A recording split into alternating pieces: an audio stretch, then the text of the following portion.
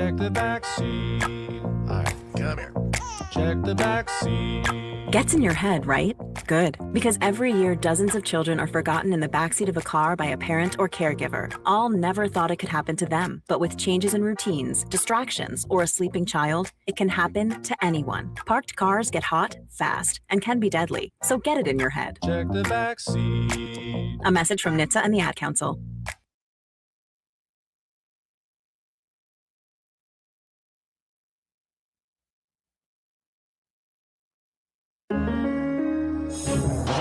Crossover. Oh, killer crossover. Just crossover and just crossed him over nastily. Another victim to the crossovers. Cross him up and sit him down.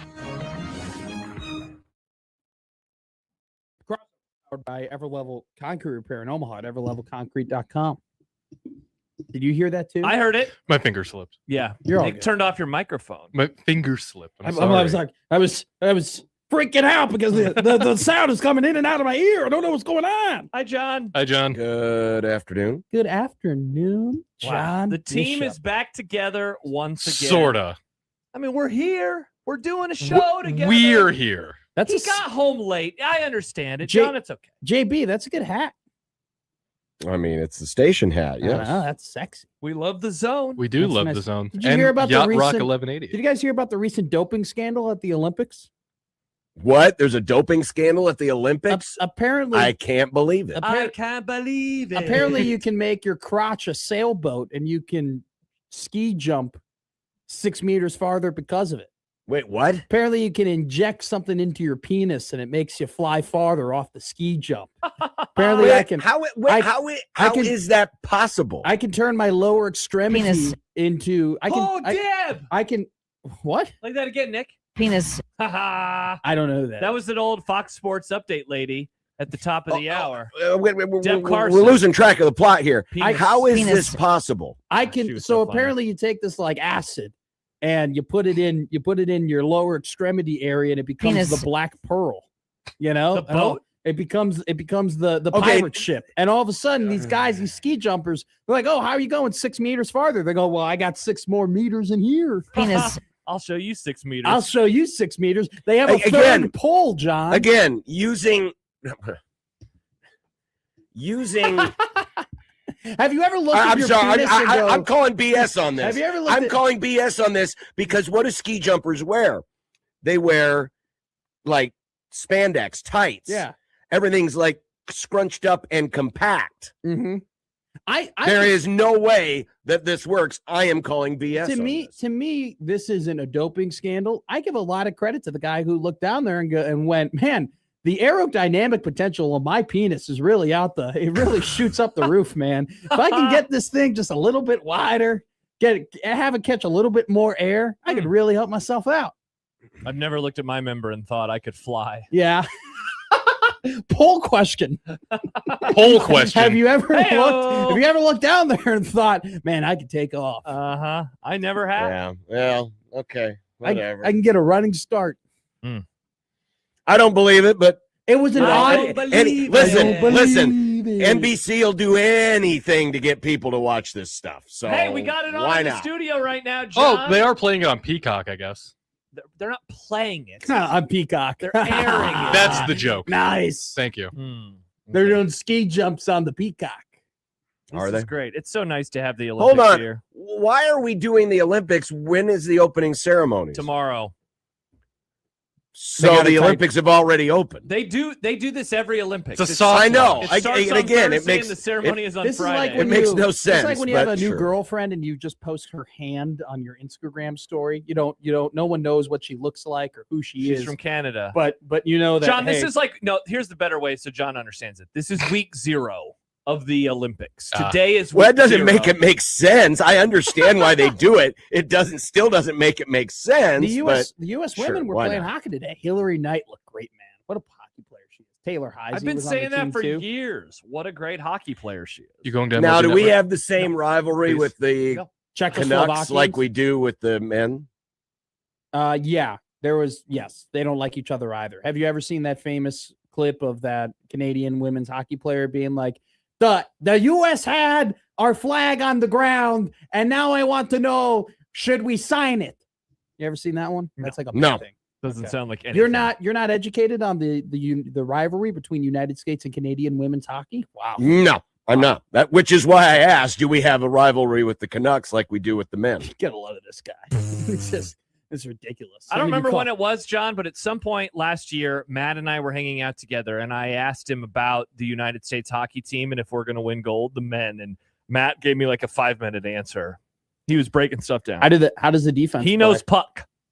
If we can keep up with the speed of the Canadians, we do have the physicality on the third and fourth line to kind of grind them down. It just depends on Oscar Matthews. Can he play better defense? He's been saying it for months. And our defensemen are It's pretty good to know. It's the type what Jordan Binnington does Canada end up getting? Do they get the good Jordan Binnington? Oh, that's where your parents live. The 2019 Jordan Binnington? Bennington. Yes, that's true. Or do they get the Bennington? bad Jordan Binnington? Bennington? Like Binny's Beverage Depot. Pan. If you can't find it at Binny's, Did you John. say Pam or Pan?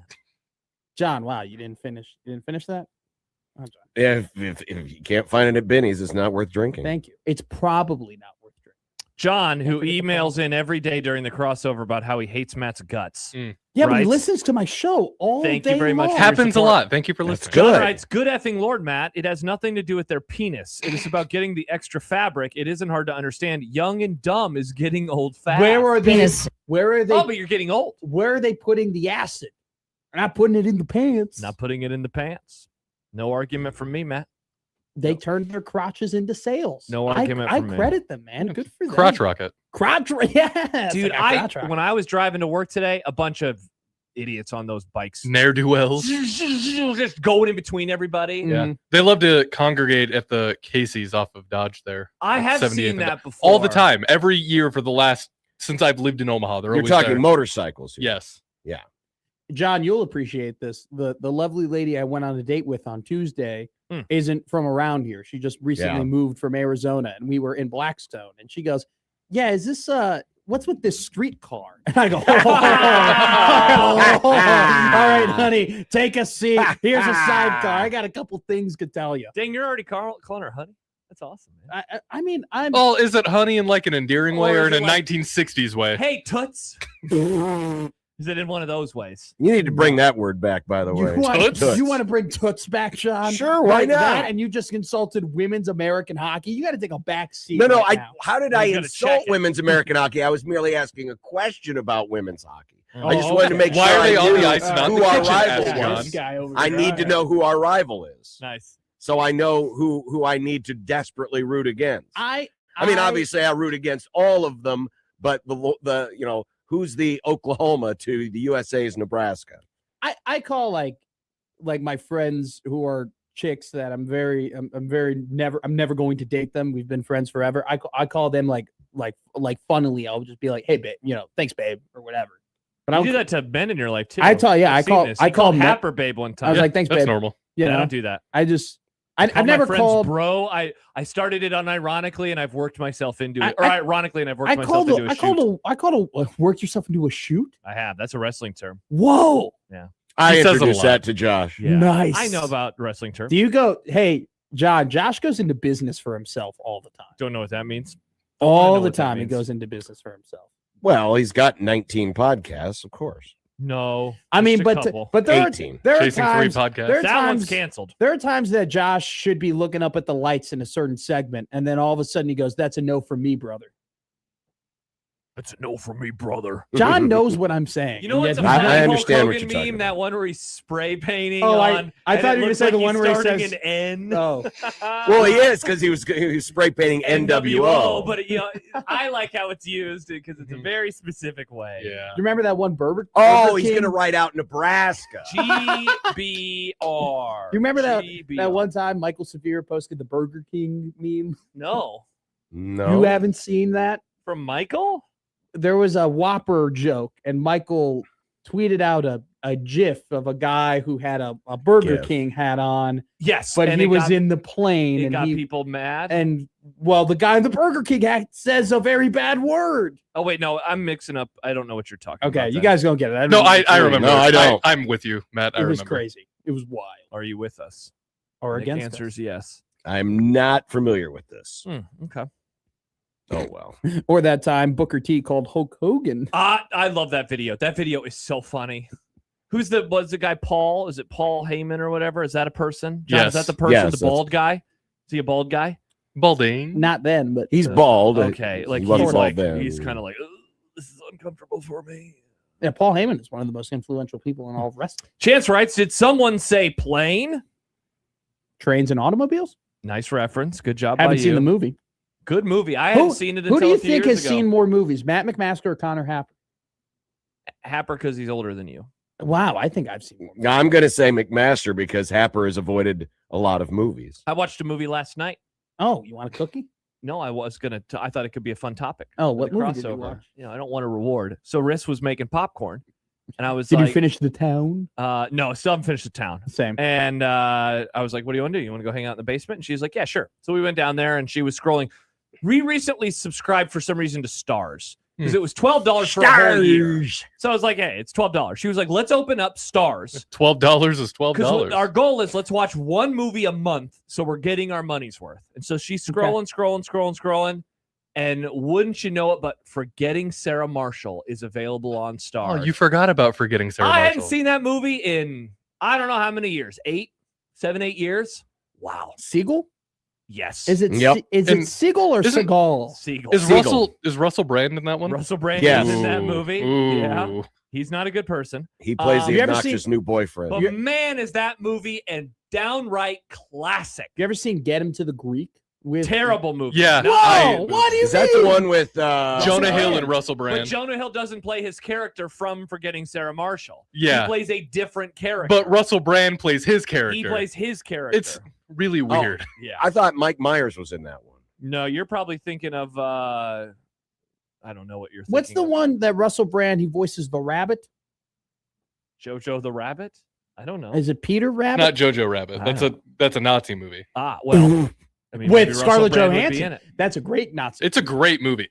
It's a great Nazi. Mustache Adam, a great quote. I wish I wasn't wearing this effing shirt. Designated Hitler. Under. That part is so funny. Gosh, I love it. I love Forgetting Sarah Marshall. He was a Haven't bunny seen it in in a Hop. while. Hop.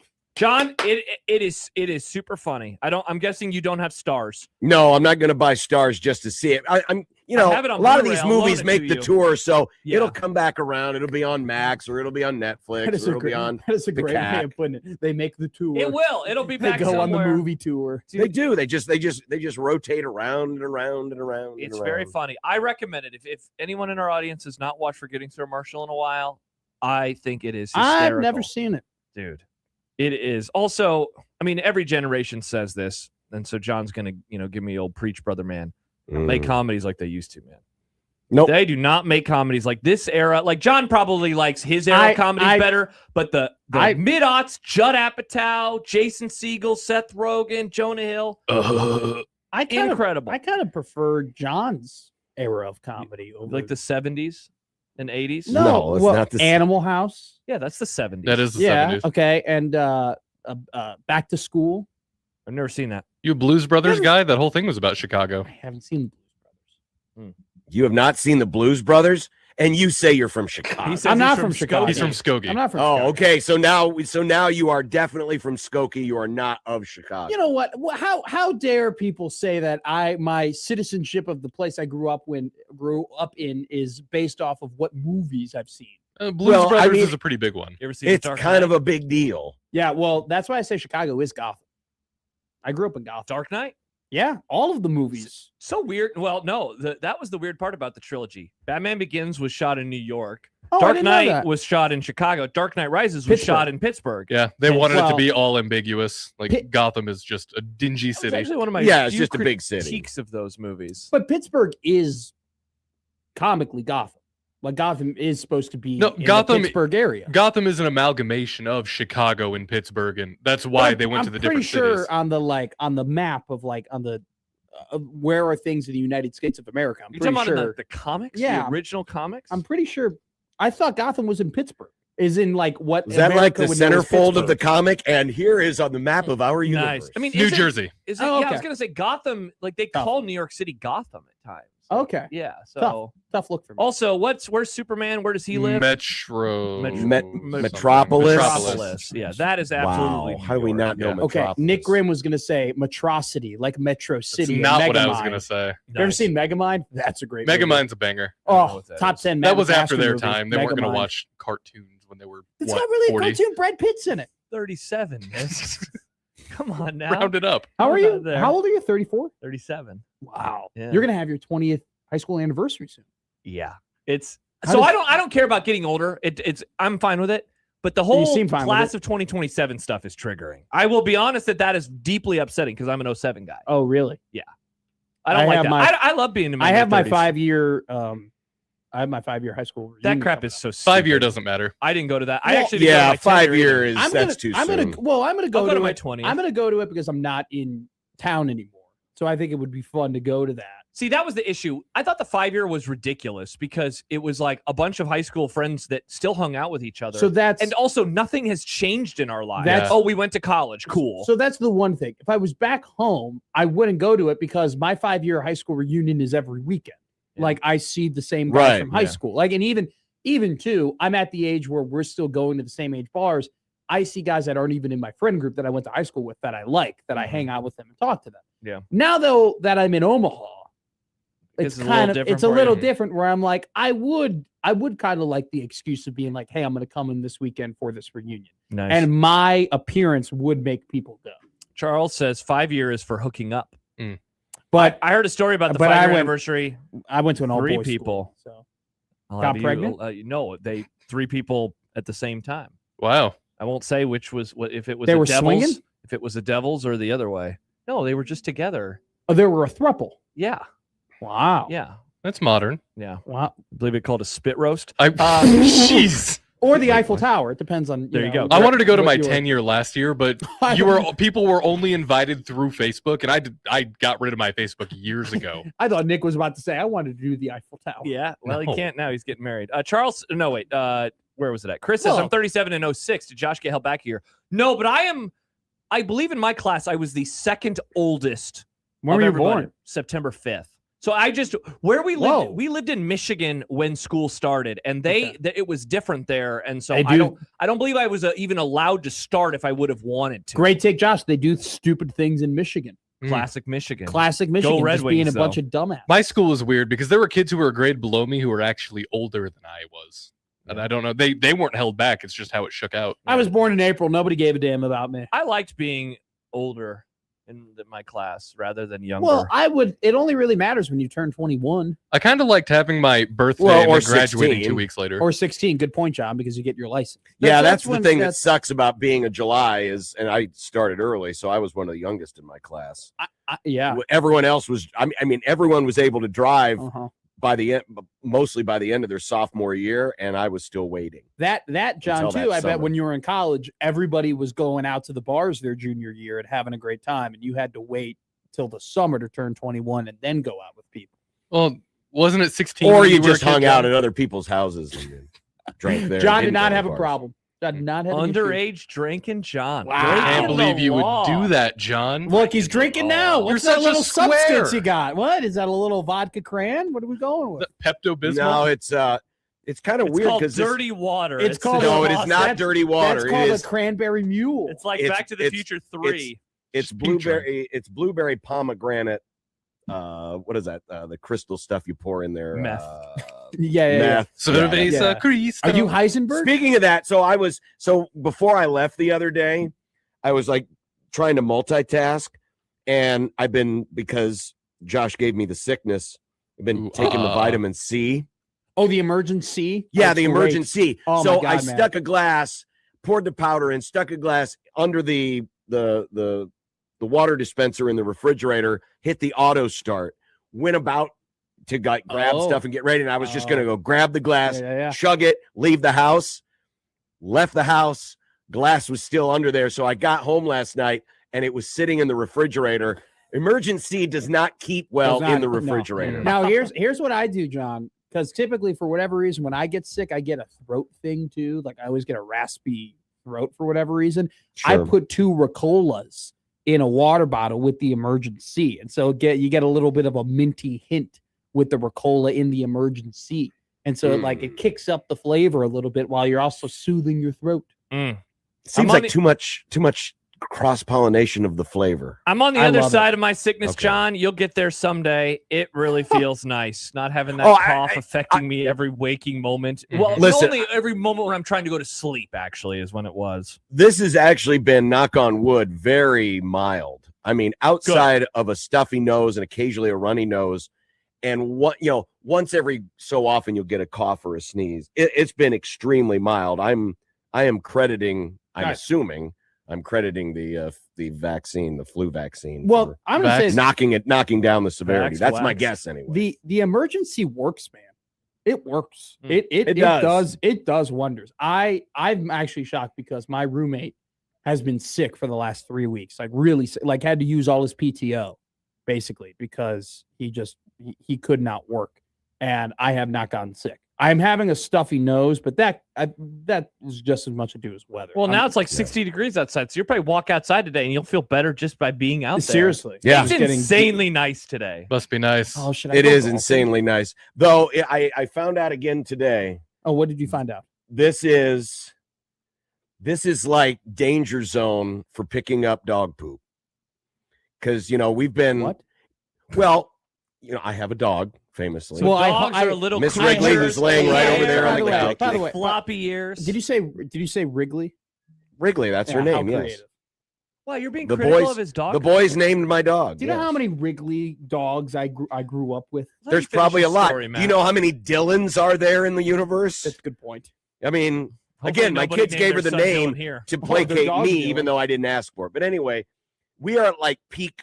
This is like the time of year where picking up dog poop is the only thing I can equate it to is the no man's land in between the trenches in World War I. I mean, it's a danger zone because Hard to everything is argue. brown. Sure hope no World The War I grass veterans is are as listening. brown as it will ever be. The leaves that are still there from my dysfunctional idiot trees are brown. And of course, the poop is brown. And it was hard Yeah. to go. And it's been a while because, we had a little bit of snow and I've been away. It's been really, really cold.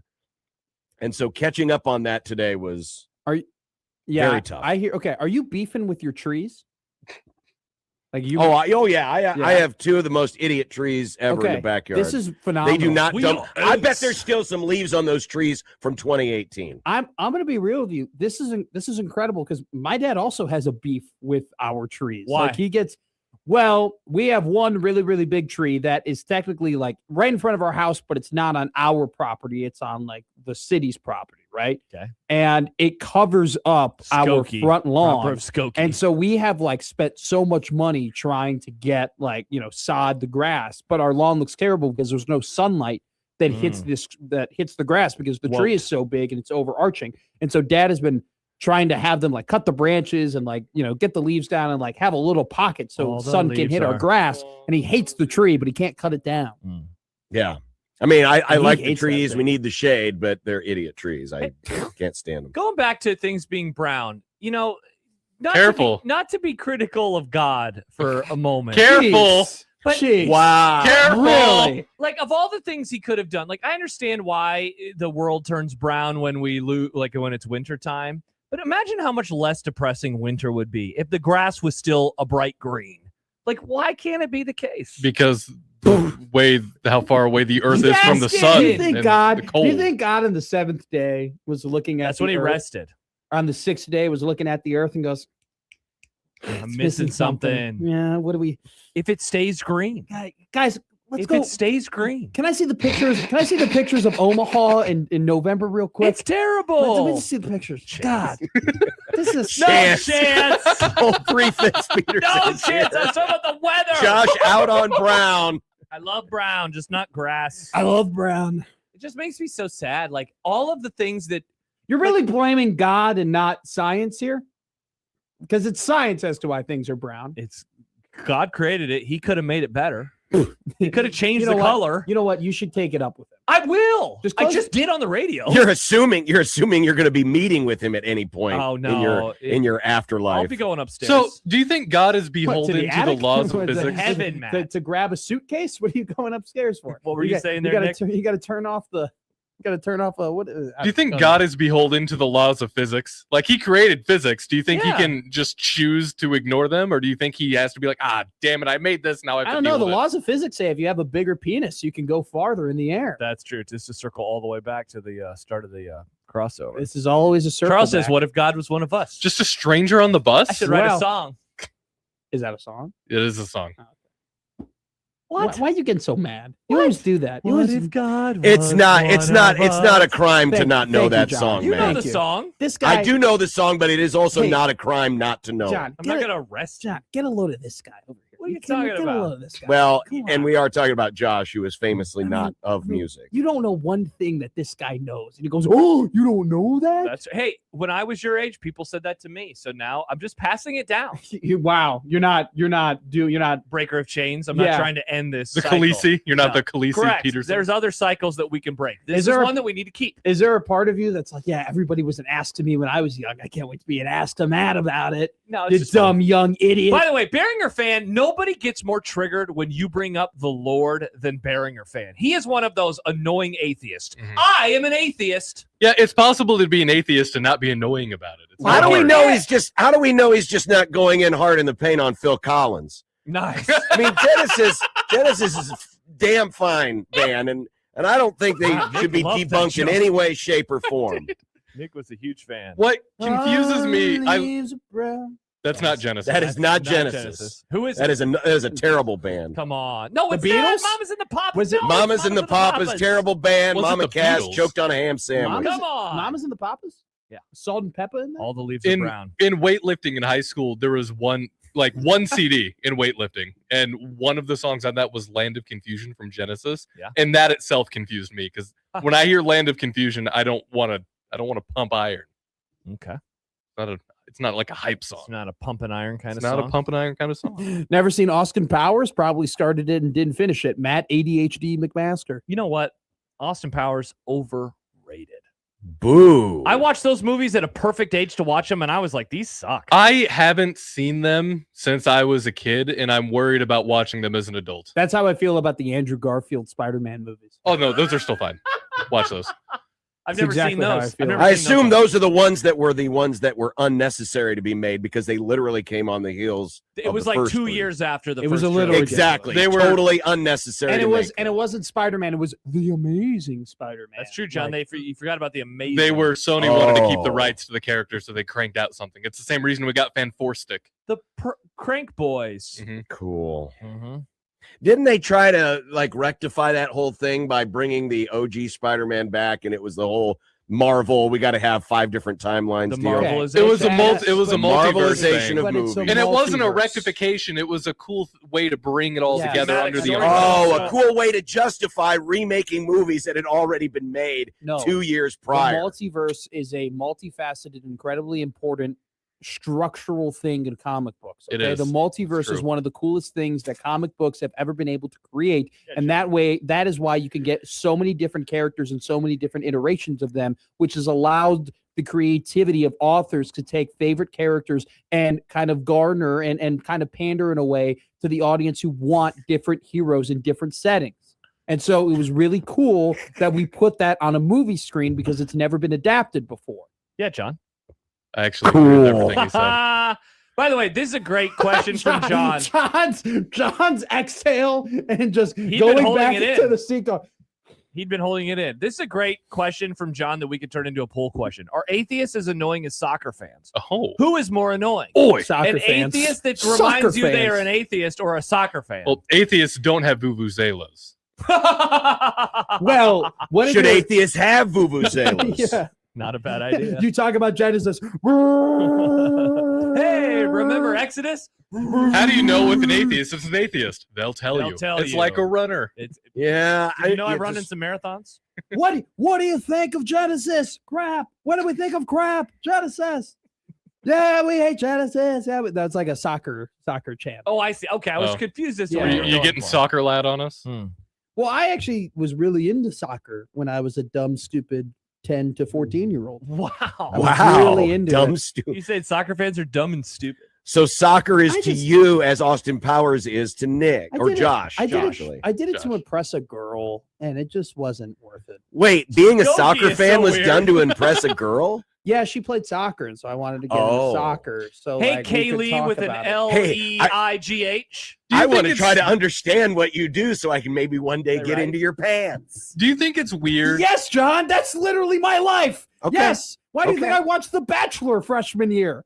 Oh, My dear gosh. Okay. God. Self-respect. Why do you think I watch Dancing Oh. with the Stars now? You think it's because I like ballroom dancing? Actually, Wait, yes. there are still women that are into dancing with the They D-list love it. celebrities. They love it, and it's a great lead-in. All right, and yeah, did I get into a bed in part because of it? You're damn right I did. Shout Okay. out Odson. Josh, that Kaylee joke was spot on. And apparently I got very close to spelling the name of this girl. Oh no, not this girl, but the one I recently went out with. Kaylee? Wow. Kind of close. Do you guys think it's All I had to do is think of a Gen Z girl's name, and it's like something stupid. Is Kaylee the Felony. one name that has the most different spellings? Oh, that's a great question. Oh, right there. K. What? So the weird. By the way, if you get a G and H in your name, get out of here. Ugh, you know, Wow. you're trying to reinvent the wheel. We If have your name is Y's. Doe. We have Y's and E's for reasons. Okay. Yeah. I would K. What? So Lee, and then you have the weird GH one, Mhm. and then you probably EY. and then you probably have one that's just one E. all of these right? could be applied to Haley too? Oh, yeah. The amount. Yeah, that's see, true. I've gotten with too many E girls. Bailey, Riley. seem like an E-girl guy. Kaylee. Well, if you think about Yeah. it, there are a lot of E's or EYs in female names. Yeah. Historically, there. Kevin,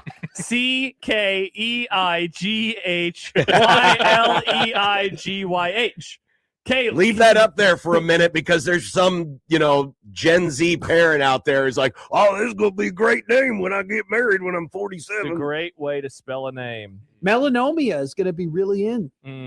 Wow, look at Otson complimenting Nick. Another good joke. Nick, are you reaching your apex? I hope not. I hope I have more in me. Chance has a good one. Ashley. Ashley, I had a friend That's whose name is true. Ashley, and for a while in high school, she started spelling her name like that. Really? Uh-huh.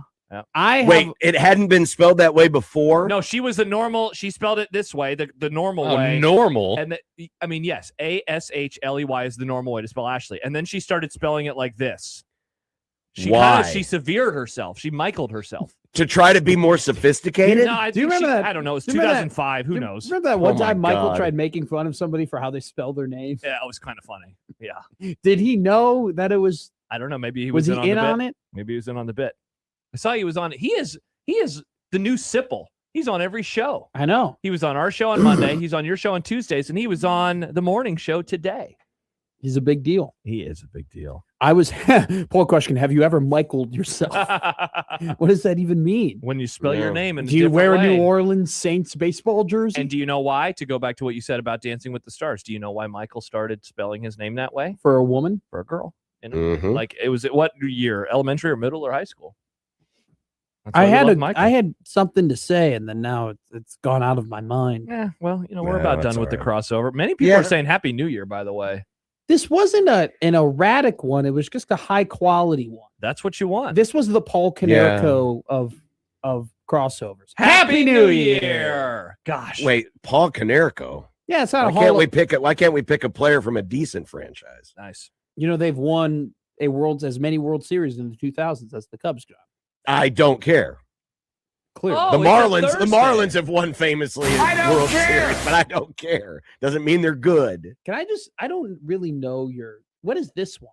Pardon me while I stand up That's and applaud. Jack Jack Buck. Buck. That's Jack Buck when I like Mark McGuire broke the Roger Maris record. Not a fan. That's Matt that's a good Rule. one. Yeah. Kenneth says, Oh, No. no. Matt has discovered the bit where we spend a whole segment just playing drops and reacting to them and explaining their genesis. I know this one. honk, honk. Oh, yeah. Oh, wait, I don't know this one. Hey, Daddy's home. Lick, lick, That's lick. about Wrigley. Yep. Oh, that's why somebody said Daddy's home. lick. And now it all comes full The breasts! The Oh. breasts! Man, circle. I like breasts. Every time I hear that drop, I think of chicken. No, I don't think of a chicken. If you would have said the boobs, then I would. I like boobs. Okay. They're like, That's man, a do you like the crossover. back or the front? I go, I like boobs. Great work, Imagine everybody. if we ordered our fried chicken like that. I'll have Yeah, two I'd boobs. like a Boobs. 3-piece. Yeah. A wing, a boob, and a butt. You know what? Yeah. You should do that, Matt. What do you? Hey, me go to Stacks and the lady's like, what do you want? I go, how many boobs you got? You She might goes, get kicked she out. goes 2 in here and 2 and about 8 Nice. back there. Wow. Kenneth started with I go, acid penis. I go, I'll and take ends with 3 of them boobs. back there. Actually, I'll take 5 boobs. You decide which ones. Good Lord. And on that note, We're saying goodbye. this crossover It's over. is over. Brought to you by Not off, man. Everlevel Concrete. Get off my Parent mouse. Omaha. Everlevelconcrete.com. Mm. We will start a Grum next on 1620 The Zone.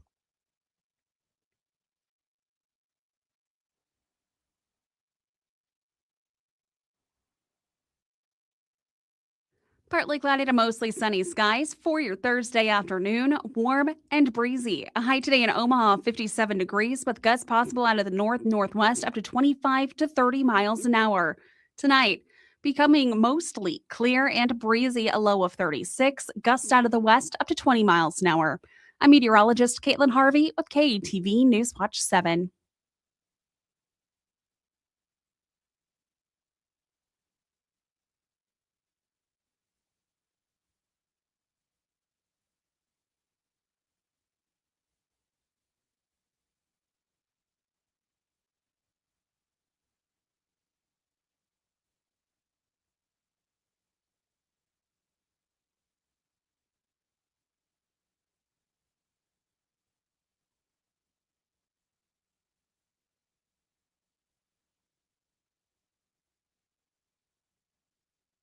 Get into Prairie Flower Casino and get more. More of the newest and hottest slot machines, more wins in the PFC Sportsbook, and more action at our live table games. And enjoy your favorite beverages and food at Sky Bar and Grill with more nonstop sports on our wall-to-wall TVs and more of the friendly service you know and love. Play longer, win more at Prairie Flower Casino, minutes north of downtown Omaha. Must be 21. Please bet responsibly.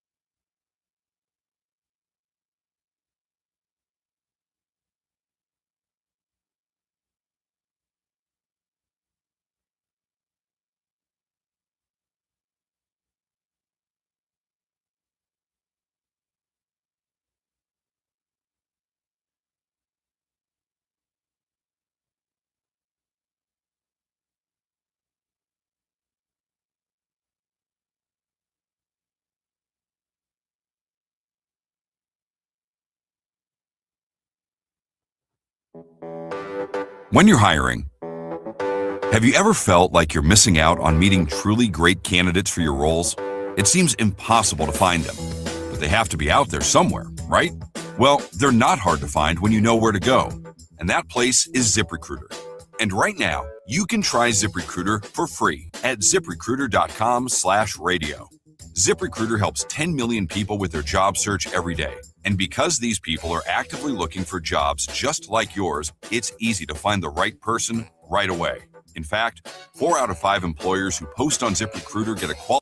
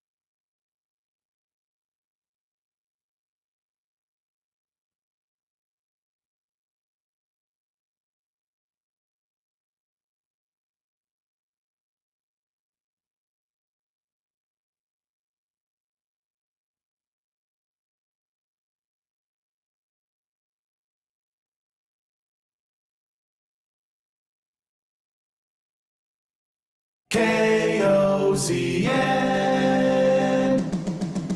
Unsportsmanlike conduct on 1620 The Zone. Husker athletics, Creighton, and yes, UNO. Don't miss a moment, they'll give you your fix. They're on every day from 2 until 6. Spend your afternoons with John, Josh, and Nick.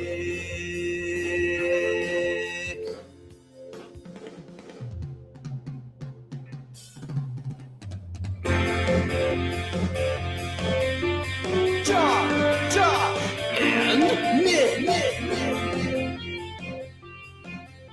They'll show you what sports talk really is. Oh man, I can't believe it. I can't believe it. I can't believe. Well, can't you believe, 63 John? degrees on my thermometer. Dude, I was just telling Matt how jealous I am that he can go do stuff outside. Yeah.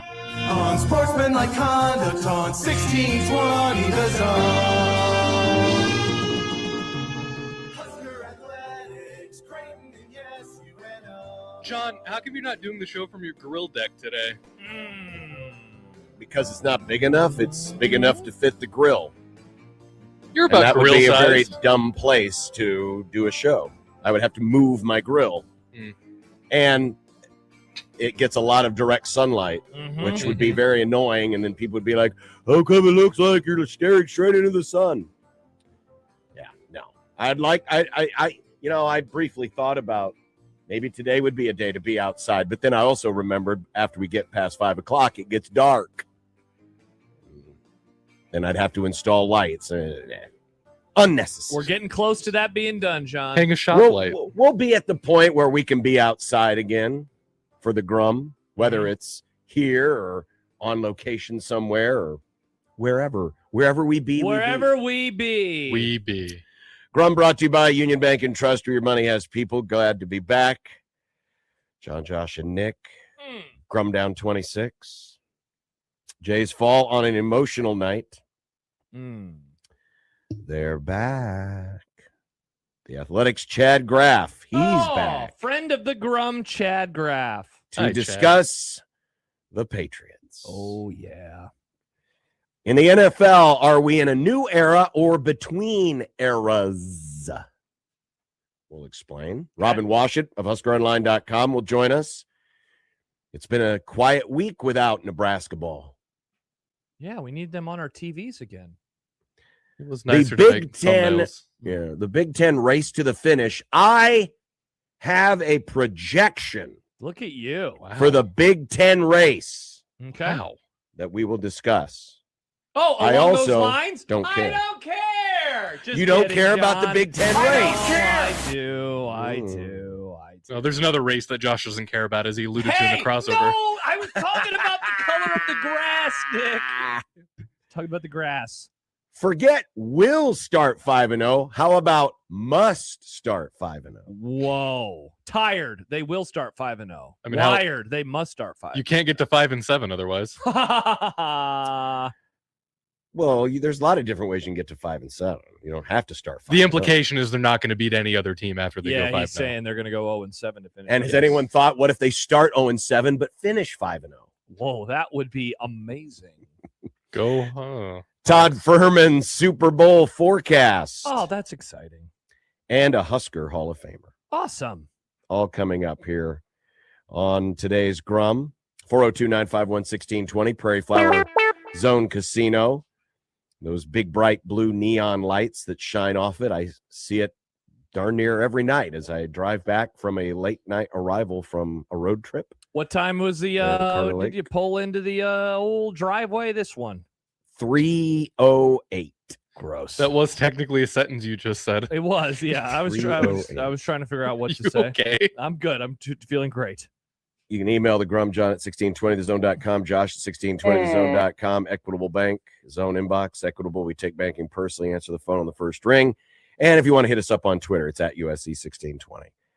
Well, yesterday was difficult, to say the least. Very difficult.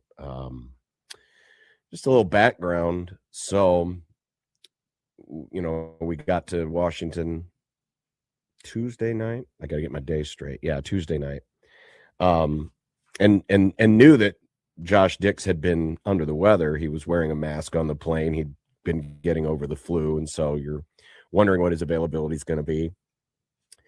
And other than that, there's maybe a little bit of word of his mom's condition, but nothing, nothing concrete or nothing that was really spoken about out loud. But then Wednesday happened, and we go to shoot around at about, I guess it was about 10:30 Washington time.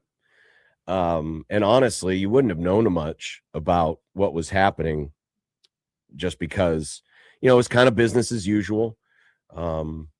Josh has always kind of worn more of a stoic look on his face, very businesslike. He's not an expressive person facially. And so, you just watch the team go through drills and whatnot. And obviously he had already known, having been contacted by his family late Wednesday night or late Tuesday night, early Wednesday morning. I don't know the exact timeline, but it hadn't really gone much further than that. But as we got near the end of shoot around, Matt came over just to kind of talk things over, with the TV people that were there, with myself, about how everything would be handled publicly. And then he met with his coaches at the end of shoot around. By this point, most of the team still didn't know. Yeah. Most of the team still didn't know. When we got back from shoot around back to the hotel, the team met in the conference room, and that's when everybody was told. And then of course we got to the game, and we decided there hadn't been anything announced publicly, officially. There were a few, people on Twitter, social media, who were expressing their condolences, who maybe knew somebody, whatever the case may be. But we kind of made the call that, we're gonna get through the game and then address everything that happened after the game. And thus, we got the post game. We'll play a little bit of it here for you as we get ready to go to break, and we'll welcome in Chad Graff. But if you missed it last night, this is when Coach Mack joined me up at the broadcast position and kind of filled everything in on what happened. And of course, this coming off, a tough loss on the road, and truly one of the more difficult broadcasts I've certainly done, and certainly one of the most difficult moments Greg McDermott's been through as a coach. So we'll play some of that for you. Get ready for break and welcome in Chad Graff. And we'll talk about the Patriots with him coming up here on the Grum. We address the game first, or where would you like to go? Because this has been a rough day. It's been a hard day. Josh got a call early this morning that his mom address passed the game this morning. First, or where would you like to go? Because this has been a rough day. It's been a hard day for our team. Really, difficult day. And Josh got a call early this morning that in this era of passed this morning. NIL and transfer portal, And I think sometimes people wonder how much these programs mean to these people. The fact that Josh Dix played in that game tonight is absolutely unbelievable. It certainly is. And when you also consider he's had the flu, and I believe he didn't even have a chance. And he traveled with us. He was wearing a mask on the plane, but he didn't have a chance to even see his mom the last couple of days because he was sick. He saw her Sunday, and obviously he spent a lot of time with her, over the course of the last 4 or 5 months as her health has declined. It's God works in mysterious ways. Fran McCaffrey doesn't lose his job at Iowa. Josh Dix probably isn't here and doesn't get to spend this time with Kelly that he's going to treasure for the rest of his life.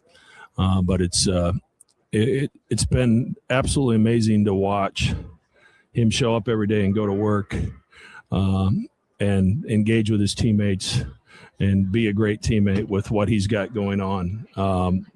at home. What he was experiencing as the oldest child of a family that he needs to get back here tonight. So it's been a rough day, John. It was really hard on our team. Obviously, they're really close with Josh, and our prayers are with him and his family and his extended family. This is obviously a very, very difficult time. Mac, situations like this, no young man should have to go through. No, they shouldn't. And I can only tell you from my own observation just how Josh has handled himself today. I can't possibly imagine what's going through his head. But he had that same very, stoic, business-like approach on his face. I mean, you wouldn't have known by watching him play the kind of emotion he had to be going through. Yeah, and it was an early call this morning, and obviously Josh hasn't slept a whole lot probably the last couple months. Certainly a lot on his shoulders. But his teammates rallied around him. Obviously, Blake's been through it. Blake understands the pain that goes with that. He was certainly very emotional today. But we had a flight set up for Josh to get home earlier today, and he wanted to play. He wanted to be here with his team, and he wanted to play. And I'm not sure I could have done that. I'm not sure many people could do it. But he's a special young guy, and that's the thing. People don't understand sometimes some of these challenges these guys are going through off the floor, and too often they're judged for whether the shots go in or don't go in. And he truly cares about this program, and I'm not sure I've ever had a player show it in the way that he did tonight. Mac, it's been a really difficult day. I really appreciate you coming up here. I know wins and losses are one thing, but this is the kind of loss that is so hard to stomach, especially coming off the heels of what we did on Saturday. Yeah, I mean, it puts it in perspective what we do. Obviously, what we do is really important. A lot of people care about it. You're at Georgetown. This place used to be full, and there's hardly anybody in the building, and we certainly appreciate our fans keep showing up through thick and thin. And we're going to need him right now. This isn't going to be easy for Josh over the course of the next weeks and months. As he adjusts a new normal with his family, and we've got to be here to support him and help him in any way possible. And we have some issues on the court that we're trying to fix. We're trying to get better at. But I assure you, there are 16 really good people in that locker room, and when you see their interaction with their teammate today, it was really incredible, John.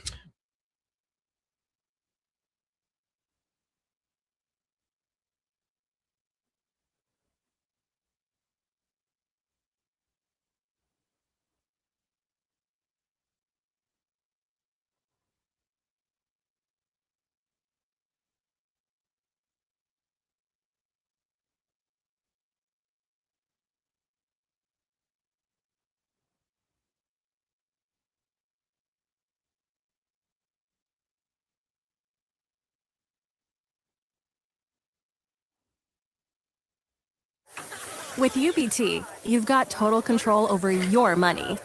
Like Doug, who runs his game day tailgate like a well-oiled machine. I got burgers, brats, chicken, dogs, plus all the fixins'. And with the UBT Go app, I can track my food spending from anywhere. Pro move. They don't call me Grill Sergeant for nothing.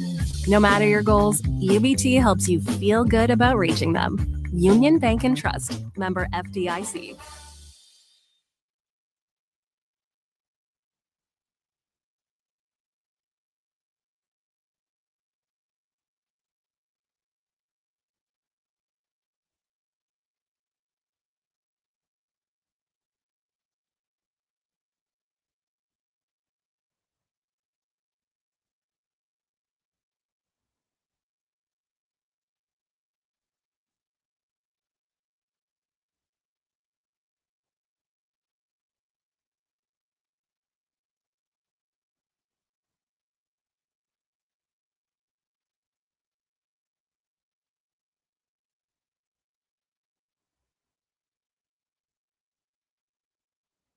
Running a business means wearing multiple hats. So if you're like me, you probably started out using your personal phone, taking client calls and texts nonstop. As my business grew, I needed something smarter. That's when I switched to Quo, the #1 business phone system. Quo works right on your phone or computer. No carrying 2 phones, no clunky LAN.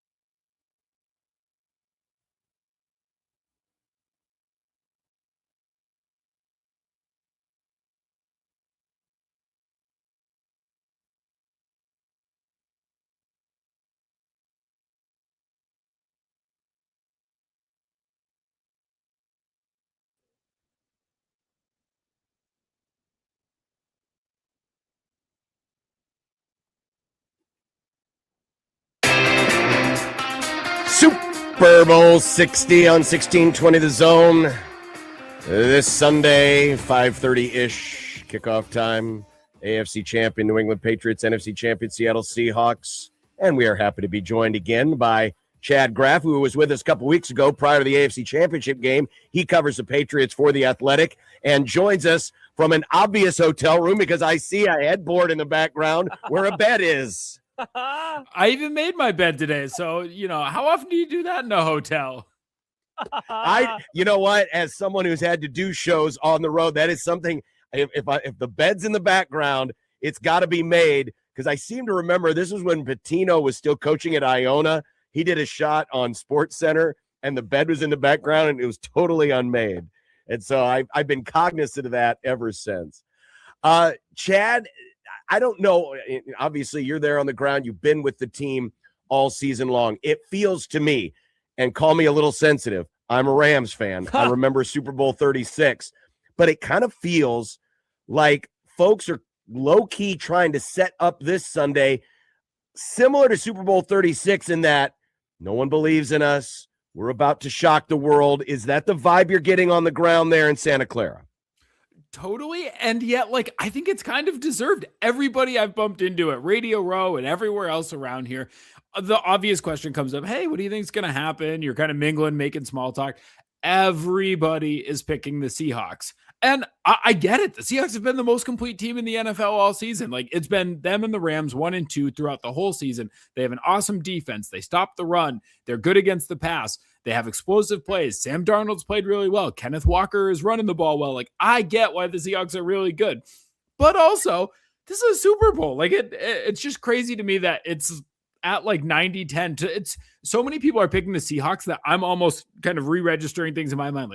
All right, we're not all this smart. So something's going on here. Chad, let's get into Drake May. What is and is not real with the shoulder stuff? Because it's the question, right, for this game right now.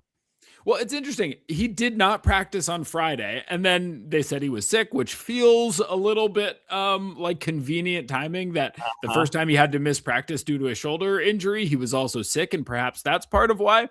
But I think what's especially interesting in this is that he says he's going to be fine. He says that he's going to play in the Super Bowl. He participated fully in practice this week. And so I think the shoulder part is going to be fine. But what is real and what is not real between his regular season, when he was arguably the best quarterback in all of the NFL, and the postseason, in which he's been just okay? It has not been great. And granted, it's only a 3-game sample size, and in half of those, 6 of the 12 quarters, he's played in snow. And so I get that it has not been ideal conditions for passing the ball.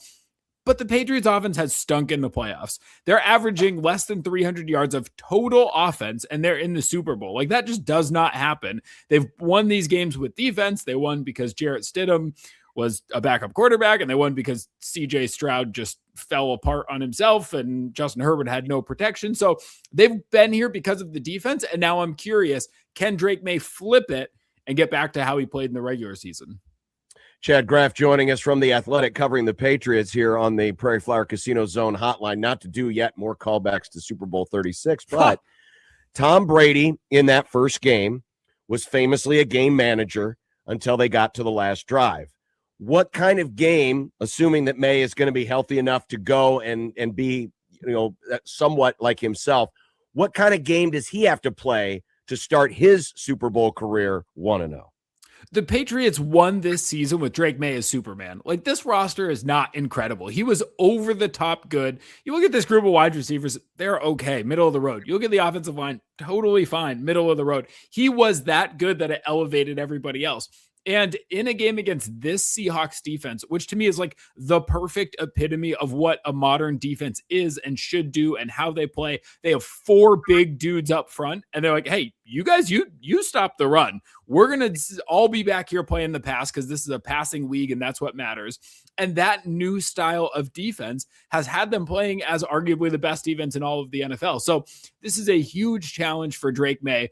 And I just don't think they're going to be able to run the ball against this team. And it's going to come down to, can he go back to being week 5 Drake May, where he was outplaying Josh Allen in Buffalo on Sunday Night Football?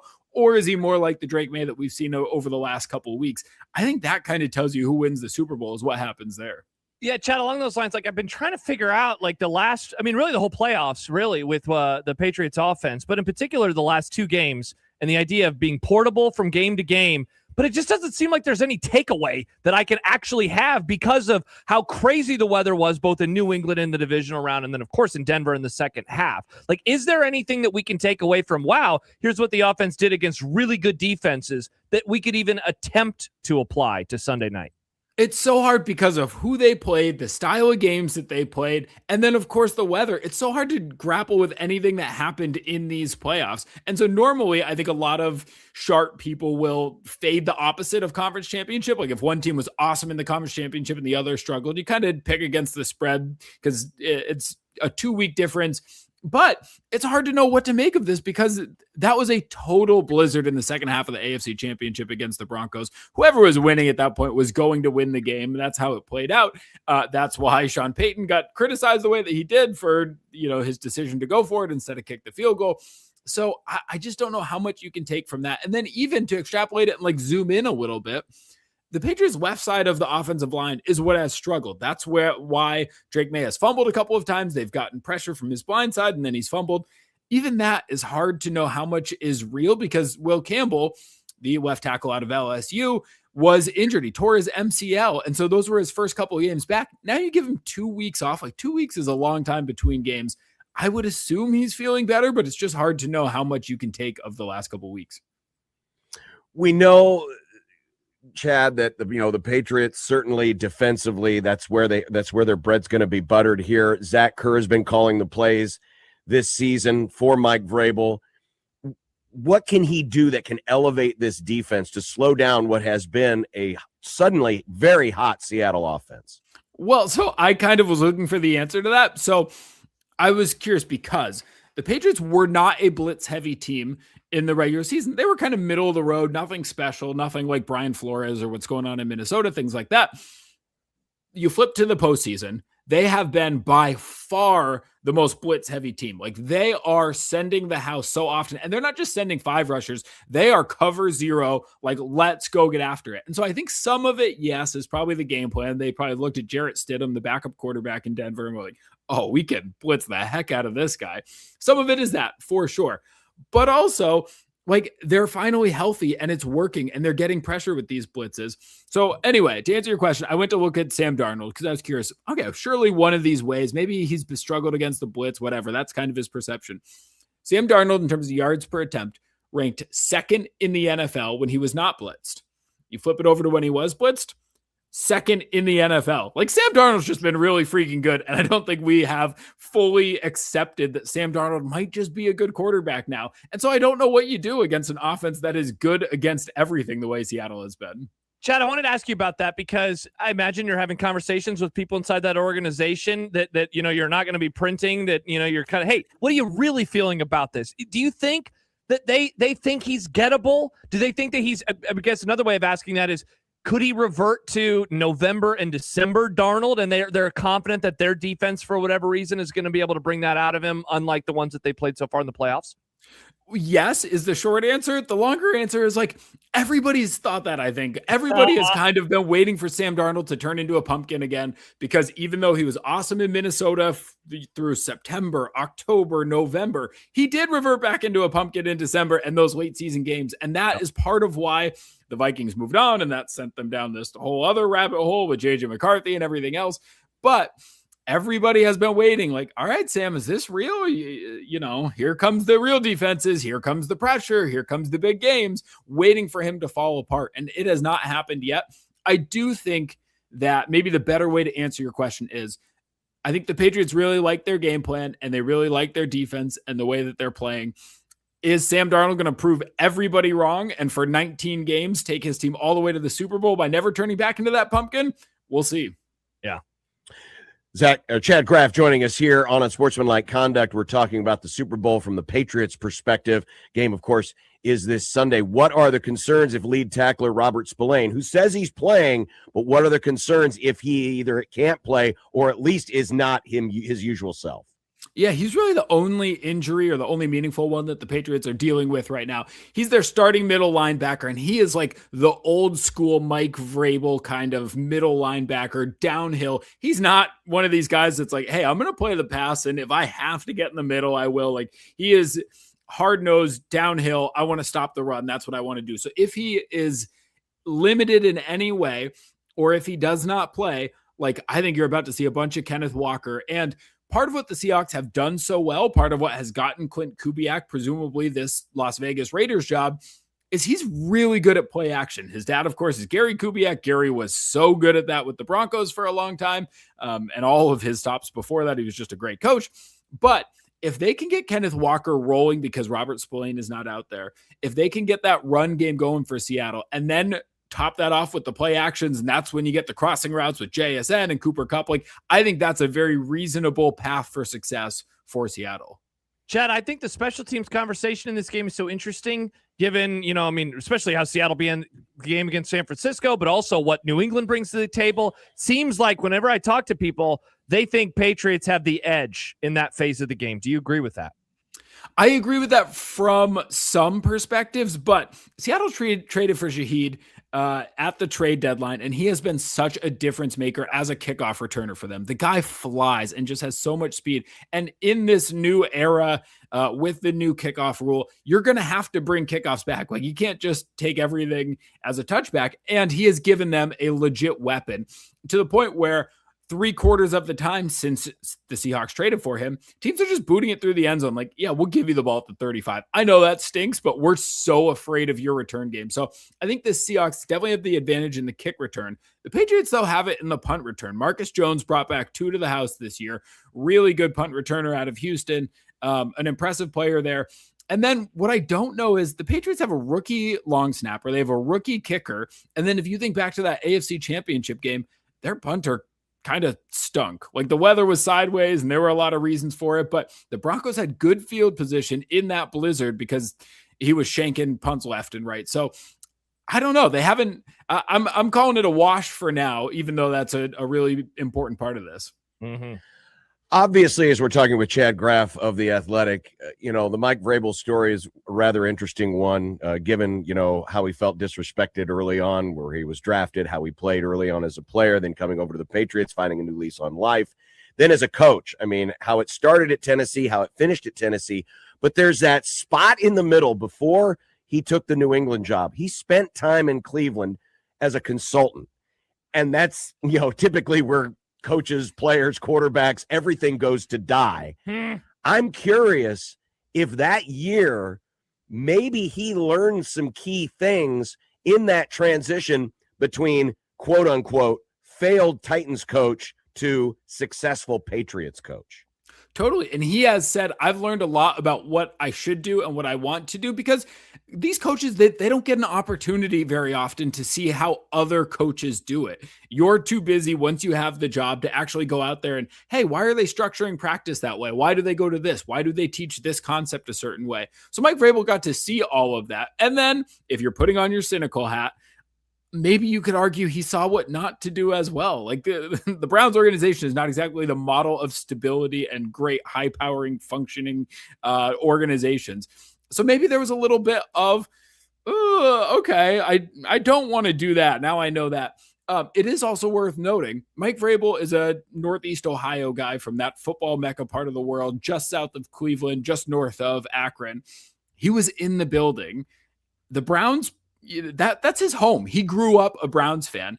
If the Browns had made a change at head coach, as they of course did this year, I wonder if Mike Vrabel would be coaching the Browns, and I wonder how things might look, because Mike Vrabel has done such a good job turning around the Patriots.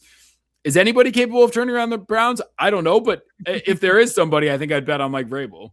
Chad, speaking of Vrabel, obviously played in multiple Super Bowls, so he knows what goes into the day. It's such a unique day. It's such a unique way that the game is played. I know Tom Brady's in the past talked about how the idea of peaking and then coming down and then having to peak again because of how long that halftime is. This is an obvious question, but like, that gives them an edge in some way, right? That he is able to lean on those types of things. And probably Josh McDaniels, too, their offensive coordinator. Yeah. Like, was he a good head coach? No, definitively not. Broncos, Raiders, neither one went well. But The guy is on the verge of, if they win, a 7th Super Bowl, which no assistant has ever done before. That's remarkable. So he can at least, like, I think Drake May's head is probably going to be spinning a little bit at some point. You're in the Super Bowl. You're 23 years old. None of this was supposed to happen. I would imagine his head is going to be spinning early. And so I think having Josh McDaniels there on the sideline will be a big boost for him. So the Patriots, even though this is so far removed from Bill Belichick and what you would normally think of the Patriots, they do have a decent amount of Super Bowl experience. And it's not just like peaking out of halftime. It's the ramp up of you're waiting all day for this. You get to the field. Oh God, here we go. Look at my jersey. It's got the patch on it. This is sweet. Let's go hit somebody. And you get out there and it's like, oh, okay. Warm-ups are taking a while. Okay. The national anthem takes longer than usual. Okay. Now we're doing God Bless America. Like the whole thing is just slower and takes longer. And I love the pageantry of it and all that, but if you're a player, you can see how you might like ramp yourself up too early. Oh yeah. Chad, we know that you're a little surprised that it seems like it's so one-sided in terms of the predictions. I won't necessarily ask you for a prediction, but I'm curious what you think New England's percentage chance is of winning this game. So I was kind of curious. My brother, who does not pay attention to sports, was asking me. And so you can go to like the implied probability and whatever. And I was looking at their money line odds. They've got them at about 33%, the Vegas implied percentage. I think it's higher than that. I think the Patriots have closer to like a 40 to 45% chance. I would make the Seahawks favorites. They have been the most complete team. I think if you look at rosters 2 through 53, you're taking the Seahawks. But this is still a head coach quarterback league. And even though I love the Seahawks depth, I love how talented they are. They don't have obvious flaws like the Patriots might. I trust Mike Vrabel more than I trust Mike McDonald as head coach. And I trust Drake May, even at 23 in this moment, more than I trust Sam Darnold. And so that's what gives me pause and makes me think, okay, sure, I get it that everybody who watches the Seahawks comes away impressed. I think the Patriots do have a very real chance because it comes down to the head coach and the quarterback.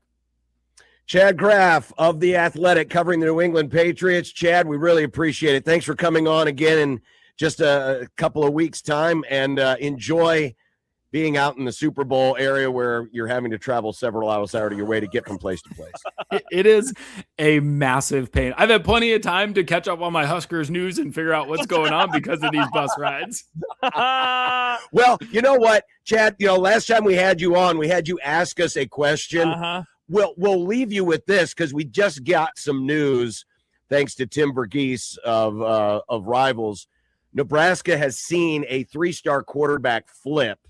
Tanner Weibelbuhl will flip to James Madison. Does he know that Kurt Siggetti's not there anymore? I would like to think he did. He does. Yeah. I would like to think he does. So, like we said last time, it's hard for me to get super pumped up now about high school recruiting with the way that the transfer report, like you get all excited and then they commit to 3 more times before they even get to campus. And then once again, after their redshirt year, I'm still excited about this year. I know you probably have to go to break. I saw Stuart Mandel, who lives around here, our college football writer, last night and was dying to run up to him and be like, hey, tell me what you think about the Huskers. Tell me this and that. So here's what I'll say. I like that for the first time, it seems like the national media, for the first time, because the national media loves preseason to talk up the Huskers and this could be the year and here's the turnaround. I love that the Huskers are flying under the radar a little bit. Is it going to work? I don't know yet, but I like that it seems like they're being overlooked a little bit. There you go. All right. Chad, enjoy the Super Bowl. Thank you. Thank you, Chad. Thanks for having me, guys. Chad Graff of The Athletic. It's nice that we have a new friend of the Grum who can join us. The only sad thing is he covers the damn Patriots. So now the Patriots have to be good. So we keep getting Chad on the show. I think that's the case. I think we are now an official Patriots. No. Oh, no. Sorry, folks. Those are the rules. Do we need to hire that old producer back? He's didn't say that. He is going to replace Mitch Holtis next season as our weekly Wednesday guest. We'll have weekly Patriots coverage with Chad Graff. Let's not go crazy. The Chiefs just had one bad year. That's true. That's true. He said something there talking about quarterback. We can get into that coming up on the other side. I also want to get into the conversation before we hit Robin Washington. Maybe it'll have to be after, but is this a new era that we're now in because we're in, first Super Bowl without the Chiefs in a while? Yeah. Or are we in the in-between era of the NFL? So that and more, Robin Washington at the bottom of the hour. And also coming up next segment, we've got Supernovas tickets to give away for their match coming up. So details on that, stay right there, 1620 The Zone. But first, we just talked about it. The big game is now 3 days away, and you need to get ready for said big game by downloading the Underdog app because you can use it in Nebraska. Think about that. You could be at one of those great parties with all that delicious food and drink, and you can make picks and win money up to 5,000 times your cash, in fact, on Underdog. So easy to use, and with this being the last football game of the season, John, there will be no shortage of options available. And did you know that new customers can score $75 in fantasy bonus entries? Huh? Make sure you download that app, too, because you can play around with the percentages a little bit. If you really like somebody to hit a big number, you can make adjustments and get more juice on your side. So play around with those functions as well. So what are you waiting for? Download Underdog today. Use our promo code 1620 The Zone. Score $75 in fantasy bonus entries when you play your first $5 on fantasy. That's promo code 1620 The Zone. Underdog, make picks, win money. Must be 19 plus and present in Nebraska. Terms apply. See assets.underdogfantasy.com for details. Concerned with your play, call 1-800-GAMBLER. Visit ncpgambling.org.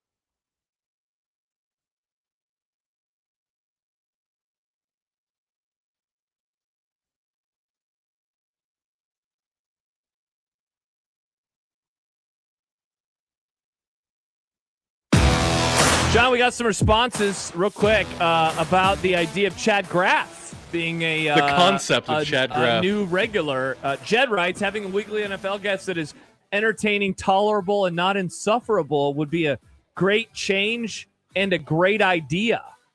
Michael Severe writes, replacing the Chiefs guy, now we're talking. Wow. I love Mitch Holtis. I would be sad if Mitch was gone. Sorry, Mitch. We only like winners on our show. He's not going anywhere. We have, 24 hours in a week or whatever. How many hours do we do? We do 20 hours of the Grum each week. That only takes about 15 minutes. Yep. 18 if Mitch starts, saying goodbye. So we've got plenty of room. Yeah. Got plenty of room. All right. 2 NFL You can always regulars. welcome in. Well, it doesn't even have to be a regular. It can be just semi-regular. All right. When they play the Cowboys. I mean, there are really not that Or many the Dolphins. Patriot fans around here. We know why. We know why Mitch is on, because the Chiefs are a popular team around. The Kingdom. Welcome to the famously, they are part of the Kingdom. I'm going to stick a pin in the Drake May and quarterback conversation for tomorrow, because I want to save some time for it to flesh it out. But be thinking on this note. Be thinking on this note. Drake May, young quarterback, 23 years old. Hey, Drake. No big game experience. I'm talking pro or college, right? North Carolina, he didn't play any big games. Well, he played in the AFC Championship game. But I'm talking prior to this season. Oh, yeah, sure. Right? Sure. And the AFC Championship is his lone experience. Yeah. But let's cogitate, let's think about that and kind of compare and contrast little word to the last 15 or so years of young Super Bowl quarterbacks. We can have that conversation tomorrow. Perfect. I'm looking forward to it. That might be kind of interesting. I will cogitate. Meanwhile, yeah.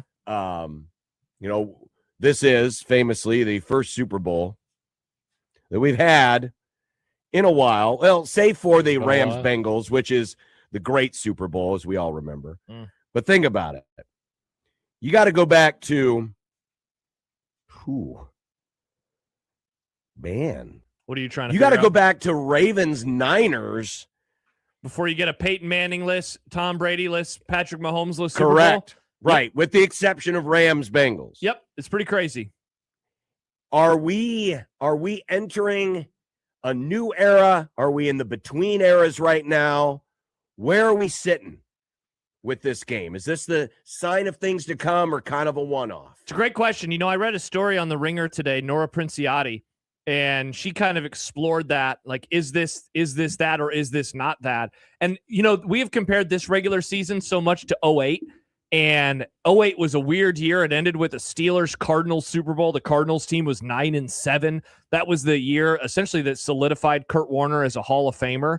She wrote, the 9-7 Cardinals nearly won the Super Bowl, but even though the Steelers' win solidified Pittsburgh's status in the AFC heading into the 2010s, after that year, the NFL landscape was still defined by Brady and Manning duking it out in the AFC and Rodgers, Drew Brees, and Eli Manning contending in the NFC. To borrow a possibly misattributed phrase about the overthrow of capitalism, there are decades when nothing happens and there are weeks when decades happen. The question of this season, the one posed by the two teams playing Sunday, is whether this is one of those weeks. It's so easy and so fun to want things to change, right? Like, a changing of the guard. Things could be different. And then yet, Mahomes is healthy again next year. He returns. The Eagles rebound. They're suddenly back. The 49ers are healthy for a spell. They're back. Hell, even if the Rams would have won, the NFC side of the ledger would have been a team that has been here before, even though their Super Bowl was, 4 years ago. So I don't know.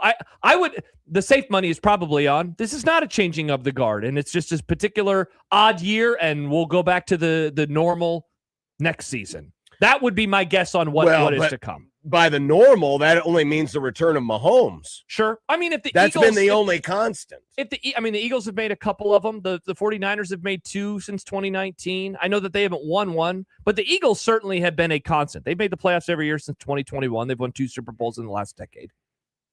I think, I guess when I think of this question, I think more of the winning team, the dynasty team, right? Mm-hmm. Now that would be interesting if we suddenly had a bunch of different champions.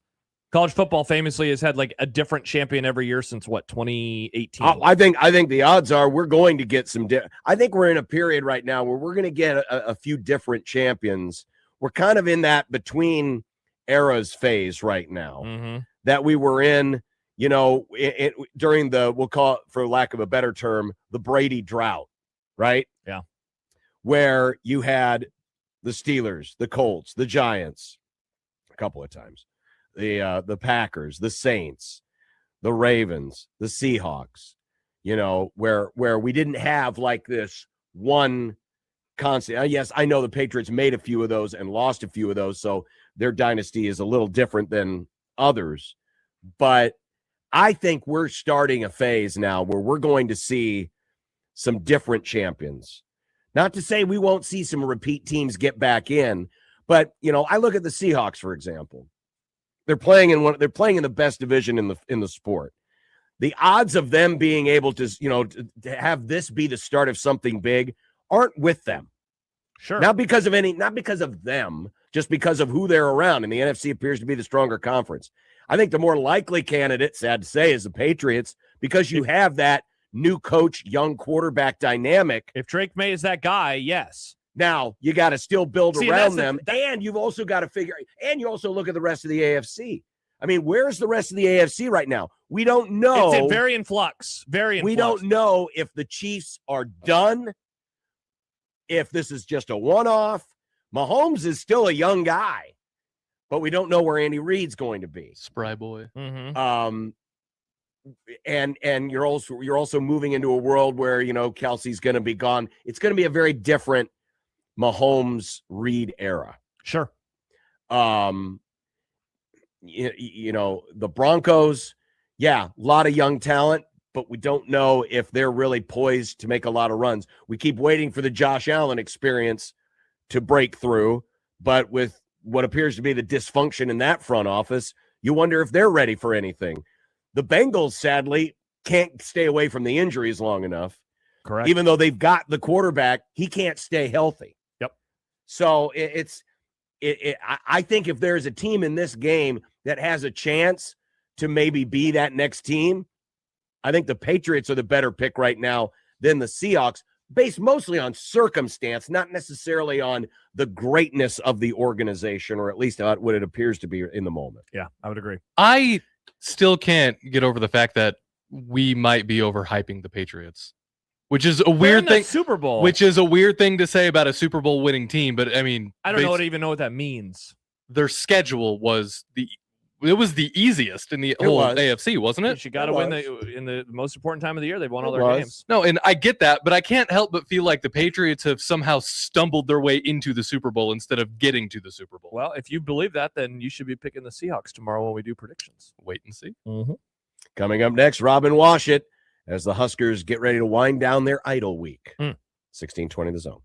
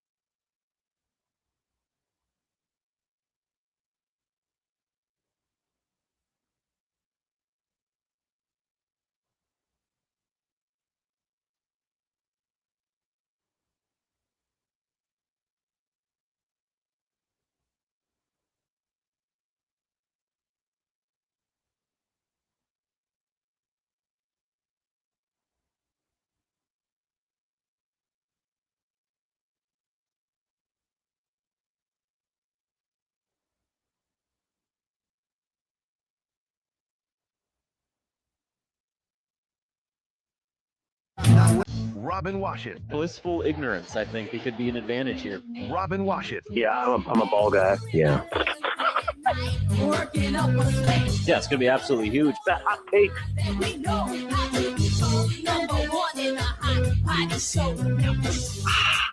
Wash it. Wash it's good. Wash it. Yeah, wash it's real good. Wash it. Wash it's good. Wash it. Yeah, wash it's real good. Robin Washit, whose theme gets us flagged every week by the YouTube man because of the copyright restriction, unless Nick remembers to take it out of the audio portion of the YouTube video. I can't, otherwise you won't hear it, John. He doesn't hear the other bumps. Josh could literally just either start the segment or point at me and I'll start talking. Could do that. I'll start doing that. Okay. Hi, Robin. Robin, how you doing? I'm doing well, especially with this awesome song playing in the background. God, isn't it a great song? This awesome song, which now means we don't get to make our 37 cents for monetizing this video. Robin, you owe us money. Well, you know what? You got to pay the price. Got to pay the price. That's true. That's true. Everyone pays the piper. So do you think, and I know, obviously, we know there's certain reasons why things went the way they did. The discrepancy in fouls certainly played a part in the Michigan game. Rink mass not being healthy certainly played a part in the Illinois game. But I'm curious, beyond those circumstances, do you think there was anything exposed in the two losses to Illinois and to Michigan about Nebraska that maybe we should have seen coming?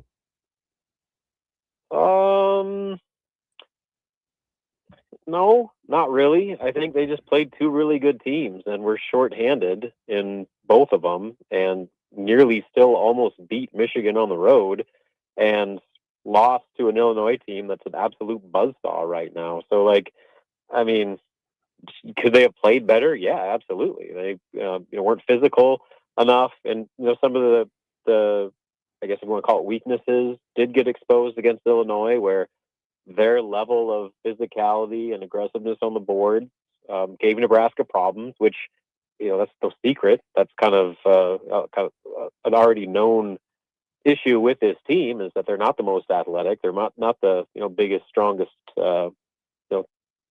athletes out there, and especially in the low post. But I don't know if anything was like glaring coming out of that. I think that's kind of how Nebraska internally is viewing that, is like, yeah, they're disappointed they lost to Michigan, because even being without Rink and without Braden, they still almost won that game and probably should have won that game. And then against Illinois, you're leading at half, and the thing just kind of got away from you, but you're also playing a team that is hotter than any team in the country. And so you just got to take those games for what they were and make sure that you don't allow two straight losses to against really good teams to impact how you play against opponents you're supposed to beat, like Rutgers on Saturday. So we'll see. If things get exposed, we'll see if how they bounce back from it, if anything. I think you'll learn more about what happens against Rutgers than you will as far as kind of like the long-term trajectory of this team than you did against those other two. Robin, what's your level of concern about rink mass right now? Because, obviously, coming off of the sickness, we all knew about that. But, all you got to do is look at his box score going back a month now to the Michigan State game and see, it hasn't just been a sickness thing. So where should that level of concern be? How important is it to get him back on track as the conference and NCAA tournaments approach? Yeah, it's the shooting. So it's from the Michigan State game, to Michigan. Let's just kind of put it in that window. He wasn't shooting well at all, or at least not nearly at a efficient enough volume to where he's having to shoot a lot of shots to get his points. But he's still doing so many things. He's still letting that offense operate the way it needs to operate and creating the spacing that it needs to work at its top efficiency. And he's still rebounding. He's still a post defender, and so he's still doing all those things, even if he wasn't hitting 5 3-pointers or whatever it may be. That really puts him over the top as kind of the X factor on that roster. And then obviously the illness with these last two, I think you kind of throw those last two out the window a little bit. But the thing that Nebraska needs to reach its full potential is for Rink to play at his best. And for Rink to play at his best, he's got to shoot it better. There's no question about it. And Fred Hoiberg today talked about it. He said he has zero concerns that, especially after this kind of extended break they got this week, that Rink's healthy. He's kind of back to his full form. And all it takes is to see a couple go in, and that lid is going to come off, and he's going to get back to the guy that he was basically from November to December. And so, like, that is kind of the hope. And for Nebraska to, be the legitimate Big Ten contender, be a team that can, make its way through multiple weekends in the tournament, they need Rink to be good. Like, they won in spite of him during that kind of shooting lull before his illness. But for them to kind of take that next step and establish themselves as one of the best teams in the conference and maintain their position as one of the best teams in the conference, they need Rink to get back to being Rink. And so, I don't know if there's a big level of concern. Obviously, everybody knows that he has struggled shooting the ball, but I think the hope is that just like everybody else, it seems like we have this conversation with a lot of guys that as soon as they see a couple go in, all of a sudden they're off and running, and the hope is that happens with Rink, and maybe it happens in this Rutgers game. Who Rutgers has been a nice medicine for teams that have struggled offensively. Maybe they are the cure for what Rink needs on Saturday. Robin Washut joining us on the Prairie Flower Casino Zone hotline. How much of the idle week did Fred spend really working on the self, on the team, versus about the preparation of what lies ahead in this stretch run? Yeah, that was a big thing. Because these last two games, sure, you can chalk up, the illness injury stuff, but they kind of got away from what they were and what made them so good to get to 20-0. And a lot of that's just kind of fundamental stuff. Like, you saw some uncharacteristic turnovers, especially in that Illinois game. And a lot of that had to do with Illinois' physicality. But guess what?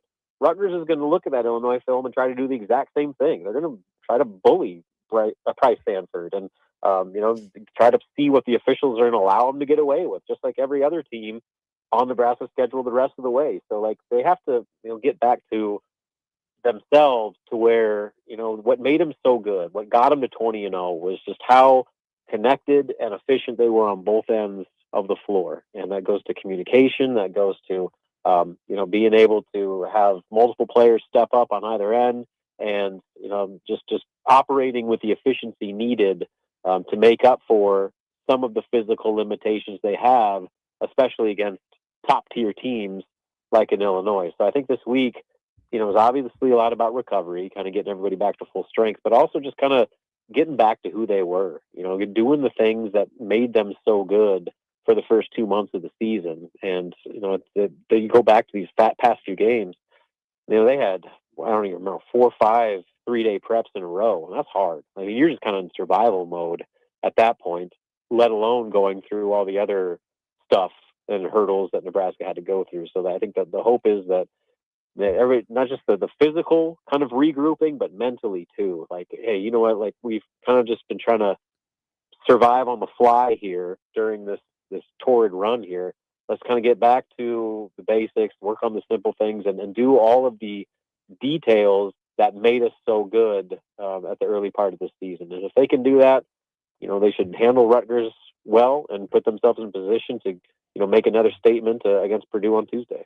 Robin, you're obviously having a lot more Nebraska basketball conversations than any of us are. But I wonder if you have noticed what I have, and that is because of how poorly Rink played and because it was a second loss in a row, in a way, I don't think we've talked enough about how good Frager looked coming back from that injury, which is hilarious given all of the time we spent talking about him in the, week and a half before his return. What did you see from him? Because I guess if I were to have one critique, I definitely didn't think he was attacking the rim as much as he has been. But, I mean, everything else, he looked fine, which really shocked me. I didn't think that he would look that good in his first game back.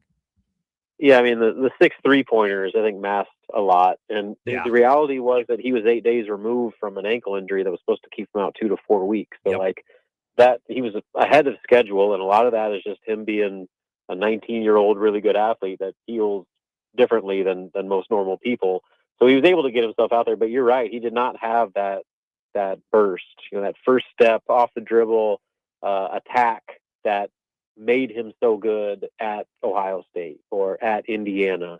And so he's basically kind of hovered around the 3-point line, which was great because he hit 6 threes. But, for him to be the player Nebraska needs him to be and provide the elements that they need him to provide, he's got to be, that athlete, that physical presence, that guy that's, able and willing to put his head down off the dribble, attack the rim. They just don't have a lot of guys that, one, are capable of attacking the rim, but a lot of guys just don't have that mentality to not just attack, but know how to finish through contact the way that Braden can. So, the recovery portion for him is to get him back to that attack mode that makes him so good, and not just make him another catch and shoot 3-point guy. And as far as what he brought, I mean, it goes to show you, if they would have had Braden against Michigan, who knows what would have happened, because his ability to provide that spark off the bench makes him one of the best sixth man in the conference. And that Illinois game was a perfect example of just how valuable he is. Everybody talks about Rink, how critical he is, but Braden Frager is right in there in that conversation just because of the uniqueness of his role, his ability, and that extra punch he can give maybe when the rest of the guys are in a little bit of a lull, coming off the bench and providing a unique type of spark that really no one else in that lineup can replicate. We know that Rutgers is not good. We know that they are trending to finish last or darn near close to it in the conference. But you also know that there's still an element of fans out there that are keep waiting not for the glass to be half full or half empty, but when's the glass going to spill? So let us indulge the panic-stricken as to why Nebraska should be worried about Rutgers on Saturday, which, by the way, they're going to be anywhere from a 14 to 17-point favorite if you believe the analytics. Yeah, I mean, so on paper, Nebraska should take care of business, but they're also flying halfway across the country, coming off 2 straight losses, and hoping that guys are back to their full form. But they need to see it, and then you just kind of have the confidence aspect too. So there's that part of it, and then again, the one thing Rutgers from a talent standpoint is really lacking. They just don't have a lot of dudes that scare you. What they do have is a Steve Peichel mentality where they might not be the most talented, but they're going to try to beat you up at every turn, because if they can muck the game up and make things ugly to where it's kind of a street fight out there, then yeah, they're going to have a chance. So again, I say they're going to look at that Illinois film and watch what Illinois was able to do, and they essentially took Price Stanford out of the game in the second half. And Fred thought it was maybe some holding and preventing freedom of movement and all that stuff, but the refs let him do it. So the Rutgers, I guarantee you, is going to try to see if the refs are going to let them do it as well. And if they can, that could give Nebraska problems. That should, you can hit all the threes you want, but eventually, you got to find other ways to score. And especially when teams are able to rough you up on the perimeter the way Illinois did, you got to have other ways to figure that out. And Rutgers doesn't have the interior presence that Illinois does, but Nebraska's got to figure out how to adjust if the same things that happened in the second half against Illinois happen to them out in Rutgers. And then, it's the rack factor. Rack's a weird place. It's for some reason, it's given Nebraska a lot of problems over the years. And it won't be the type of environment that maybe Nebraska's seen before, but it's just kind of a unique setting that, for whatever reason, history has made it harder than probably it should be for Nebraska. And then, the other X factor here is there's that weird anime. I was going to say it's going to be packed in there on Saturday. Packed with nerds. Yeah, but packed. I don't know. So the tickets are sold, and there's going to be a horde of people. But how many of those people are just scalpers? How many of those people are just anime fans? And how many people are buying tickets just to get their card and leave? And if they do stay, how many of those people give 2 cents about Nebraska Rutgers basketball? So I'm fascinated to see what that environment looks like, because tickets are going for $200 or $300 on the secondary market, but it's all because of these little anime cards that they're doing. And I read a story in the New Jersey Star Ledger that kind of broke down this whole phenomenon. And it until this week, I had no idea that world even existed. But here we are. I'm talking about it on the radio leading up to the game. So it worked. Again, I'm very curious to see just what that vibe is like in the rack with such a unique element going on with these little trading cards. Yeah, it's going to be like, Robin, when people buy IMAX movie tickets just for like a 10-minute Christopher Nolan preview, and then they bail before whatever slop is being shown. Good Lord. Those people need help. Don't mug me. Yeah, I hope I don't get mugged outside the rack. People thinking I have one of these little cards, because apparently that's been happening, and like they've had extra security out there. Good God. Yeah, John will be there. He's getting one of these cards. He's pumped. Oh yeah, I'm not big going anime guy. He's I'm not going to be huge there. into it. But if you've ever wondered, hey, what would it be like if 8,000 Knicks just walked into an arena for an event that they have no interest in and sat around and watched, what would it be like? We're about to find out on Saturday afternoon. You just stole it for me. I'm bought in 100% on this whole experience. Nick spot the lie. I mean, it would be, right? Yeah, a bunch of Nick Grimm. Imagine if you and 199 of your fellow, Ren Fair friends, just showed up at a basketball game. You have no interest in who's playing. I want a card. You might not even know the sport that's being played in front of you. Awesome. You might be like, I know what a basketball is. Where's the guy with the wand who makes the thing wave and the flying wizards? They shouldn't call their team the Wizards if it's a basketball team. So, Robin, you will be there for this, right? Do you have any chance of getting one of these dorky things? I don't know. Again, like if I can, because apparently you can flip them. I was going to say, you could pay for your kid to go to college. Yeah, I mean, shoot. Apparently, if you hold on to them, like people are saying, like they project them like being worth like tens of thousands of dollars. Like if you hold on to them. So, maybe, I don't know, but I'm not going to put myself in a position to get like jumped outside the rack for an anime traded card. Oddly enough, fun fact, you know who is like way into this thing? Michael Severe. No way. What? He DM'd me. Like him and his boys. Are you sure that this wasn't one of those weird DMs? Vote for me and the Spotify award. He didn't ask me to promote his podcast. So we think it's the real Michael. Interesting. Yes. So Michael, I'm sure will chime in and tell you all you need to know about this thing that is happening on. All right, we'll ask him on Monday when he joins us next. Wild. Yeah, please do. We will. God. We will. Safe travels, Well, Robin. we know that at least one person in that building who is not a participant will be interested in the basketball and who is playing in it. Nice. Yes. And here's Robin Washington. I will commit myself to the actual basketball, not the trading card phenomenon. We appreciate it. We do. Thanks, Robin. Yep. See you guys. There he is, Robin Washington. Severe. What a stunner. Weeb.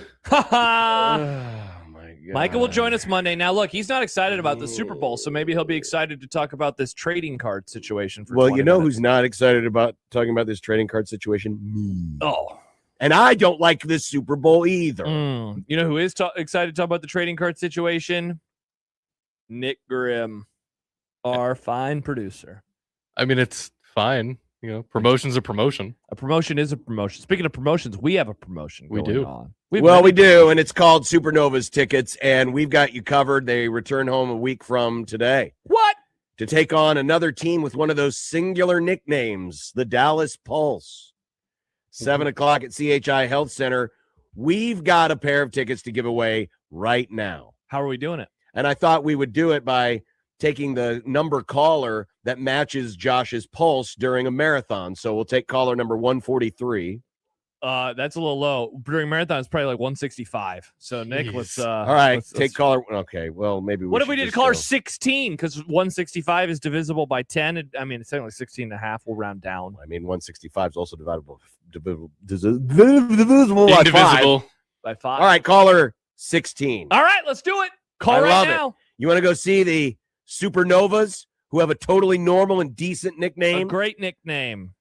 Then caller 16 right now. And we also have other pairs to give away. So if you can't get in and win this time, we've got at least another pair to give away later in the Grum. Yep, let's do it. But coming up next on the heels of Robin Washit, I am about to make a projection of the Big Ten regular season race. Whoa. Stay right there. We're back after this on 1620 The Zone.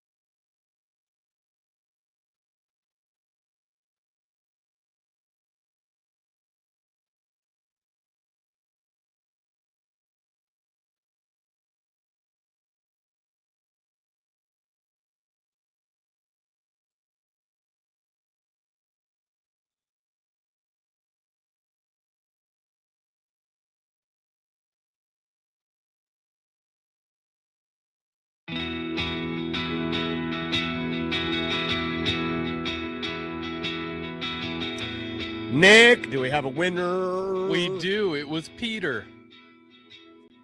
Peter Pumpkin Eater. Congrats. Don't be rude, John. He's a listener. No, it's like the beginning of a Call was it somebody a a limerick or pumpkin a poem eater. or something. Peter Pumpkin Eater, something. Wearing a wife beater. I don't know. Nice. I don't remember which one. Congrats, Peter. And we have another pair to give away a little bit later on in the Grum.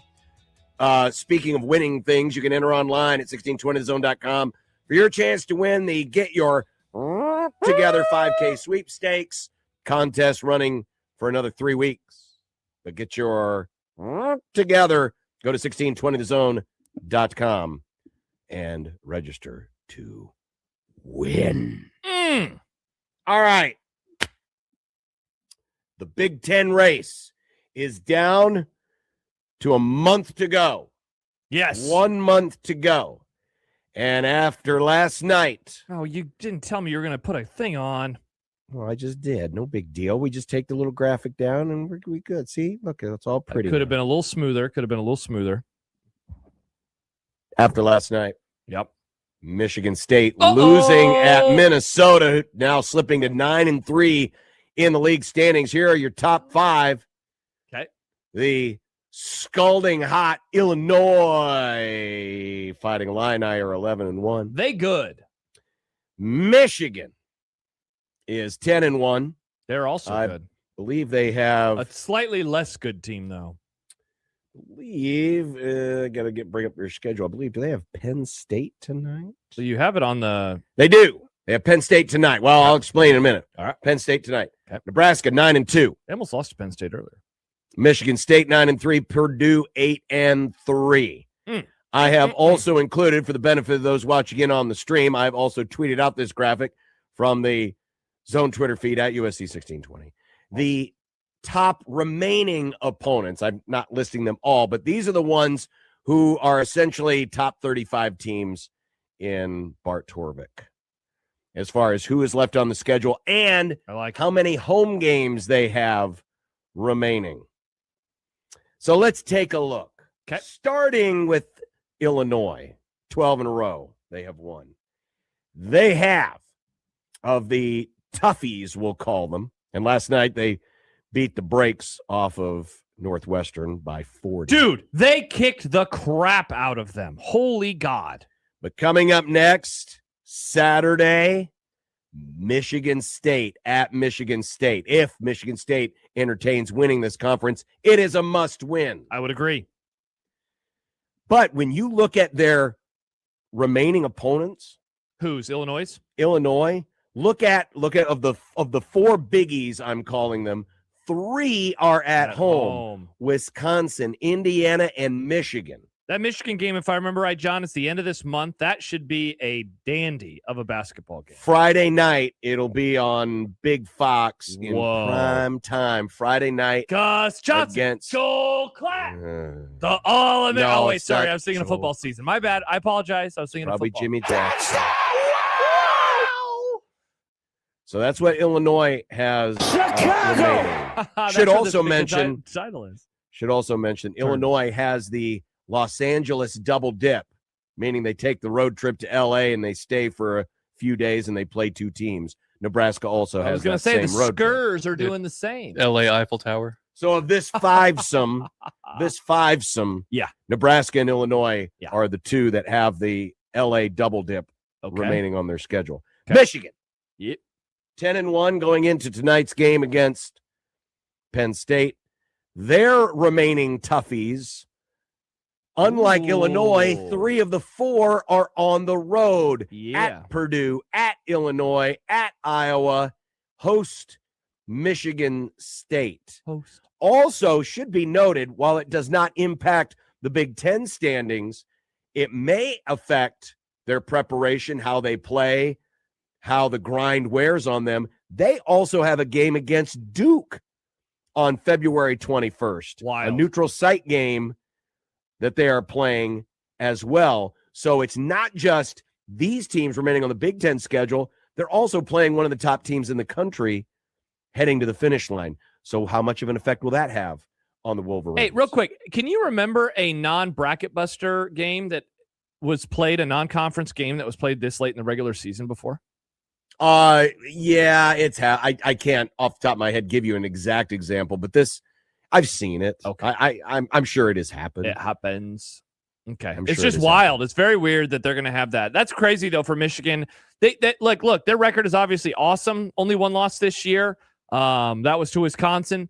They have not played as well recently as they were in November and December. And the game that they have, you said tonight, right, against the Nittany Lions? Mhm. That was when I remember the signs first started showing of they're not as good as they were earlier in the year, which really makes for that game against Illinois later this month really interesting. Can they raise their level of play? Around here locally, we saw both of the top two teams last week. I came away way more impressed by Illinois than I did Michigan. Way more impressed. Here's something else to consider. Obviously, you're not playing in conference, so this worked in with a week where Michigan would have had a full week off. Yeah. Had it not been for this Duke game, they would have had a week off between the Purdue game on the 17th and the Minnesota game on the 24th.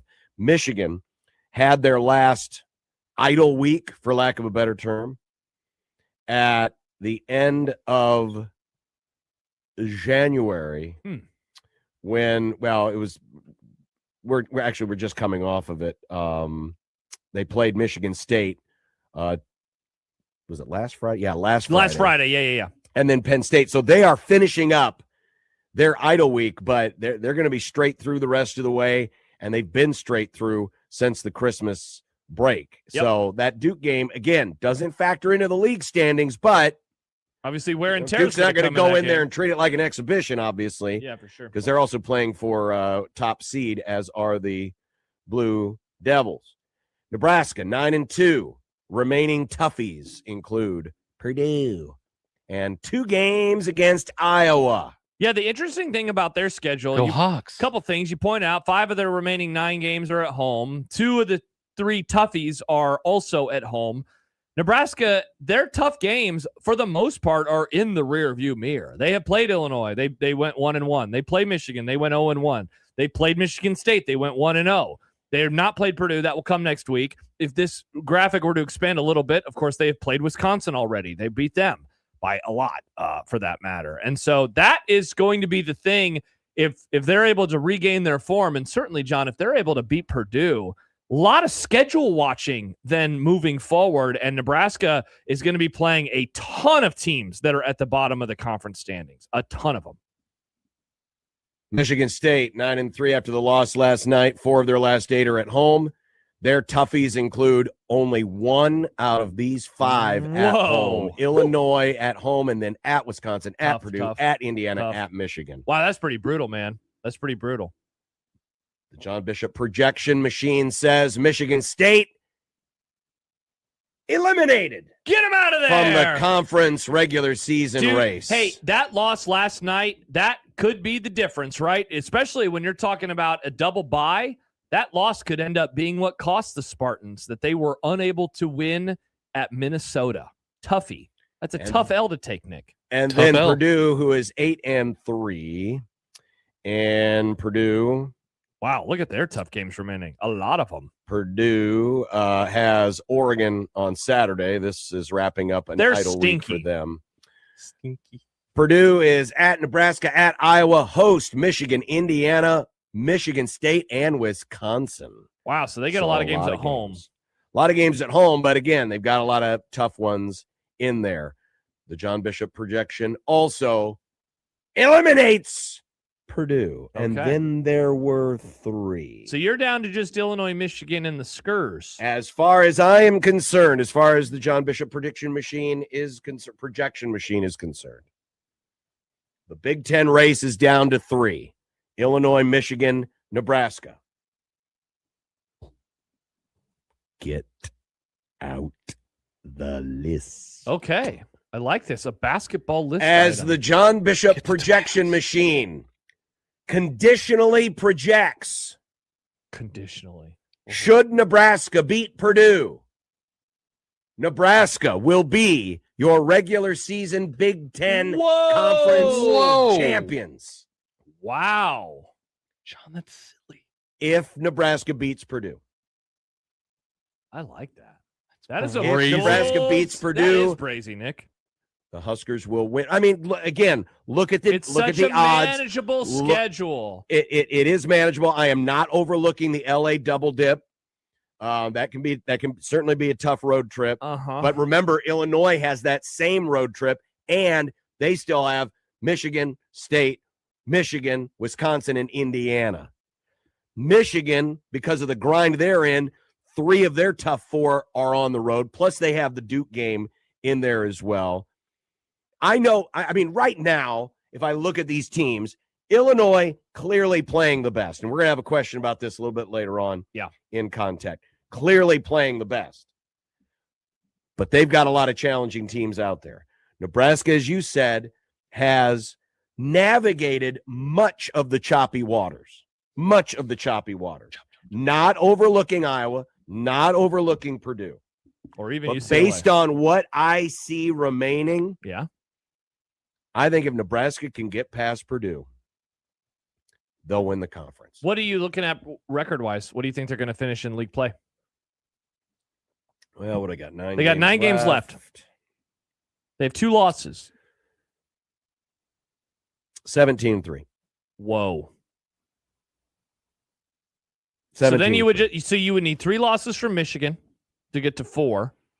And then I don't know the tiebreaker scenario with Illinois, but you'd need at least 2 from them, which certainly very doable. The hard part is, honestly, I could see the Michigan component. The hard part is the Illinois component, just given how they're playing now. College basketball is weird, and weird things happen. So, like, by the way, I want to make this known. If Nebraska finishes tied but doesn't get the number 1 seed in the conference tournament, I you're still going get to the count point. that. Okay, I still get interesting. because they're still gonna claim. It's just like when Creighton. Yeah, but Creighton was Big East. actually the 1 seed. They though, were in the actually the conference 1 tournament. seed, but they split the championship, and Seton Hall hung a banner, and Villanova hung a banner. So Nebraska's going to hang a banner, even if they're not number 1 seed. Even if they're the 2 seed, that's weird. Even if they're the 2 or the 3, Don't you depending think on how that's the kind tie of is. cowardly, though? That is not cowardly at all. It'd be like a like Super the Bowl, Lion. Super Bowl's tied at the end of regulation. It's like, well, we're getting a banner. Well, they're too. not going to go to overtime. They could. Why don't they? That's a good idea. Because that would be silly. Okay. I don't would hate be that, John. silly. I'll allow that. I'll allow that to be silly. To stay. Okay.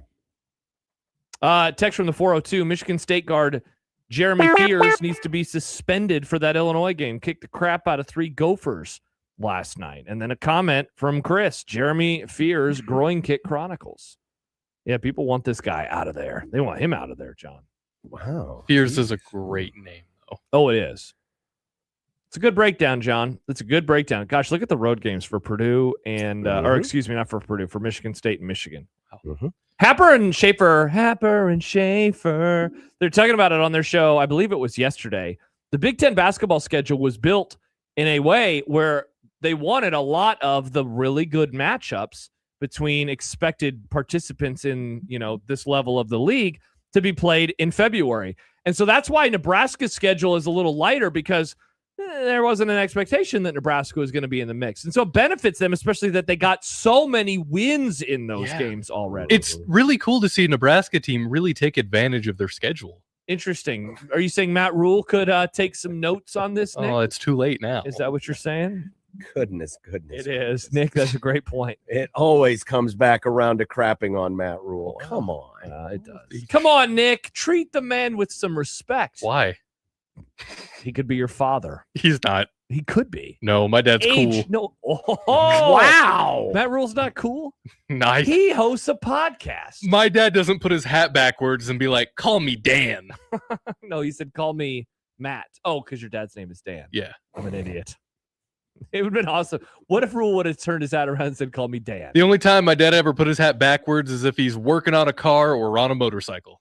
Wow. Your dad's not a backwards hat man. No. He makes fun of me for wearing hats backwards. That's not my kind of man. I like a backwards hat. Yeah. I mean, they're kind of pointless. I mean, the whole point is to have the bill. Remember, so my you can dad and John are shield like the your same eyes. age. But John, it looks cool. Does it? Yeah. Not really. I think it does. I like backwards hat when my hair's long, but when it's short, I'm a frontwards boy. Oh, interesting. I want to ask a question if something is necessary. Ooh, necessary? Is it necessary to drink my own urine? No, but it's sterile and I like the taste. Is that what we're talking about next, John? we're not talking about urine. Okay. Got to We're be not talking urine. about urine. It's Got to gotta be urine.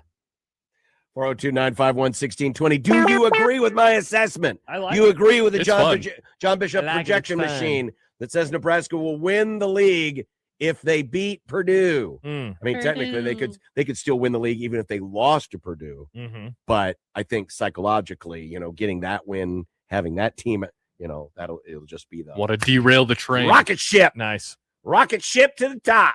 Nice. 1620 the zone.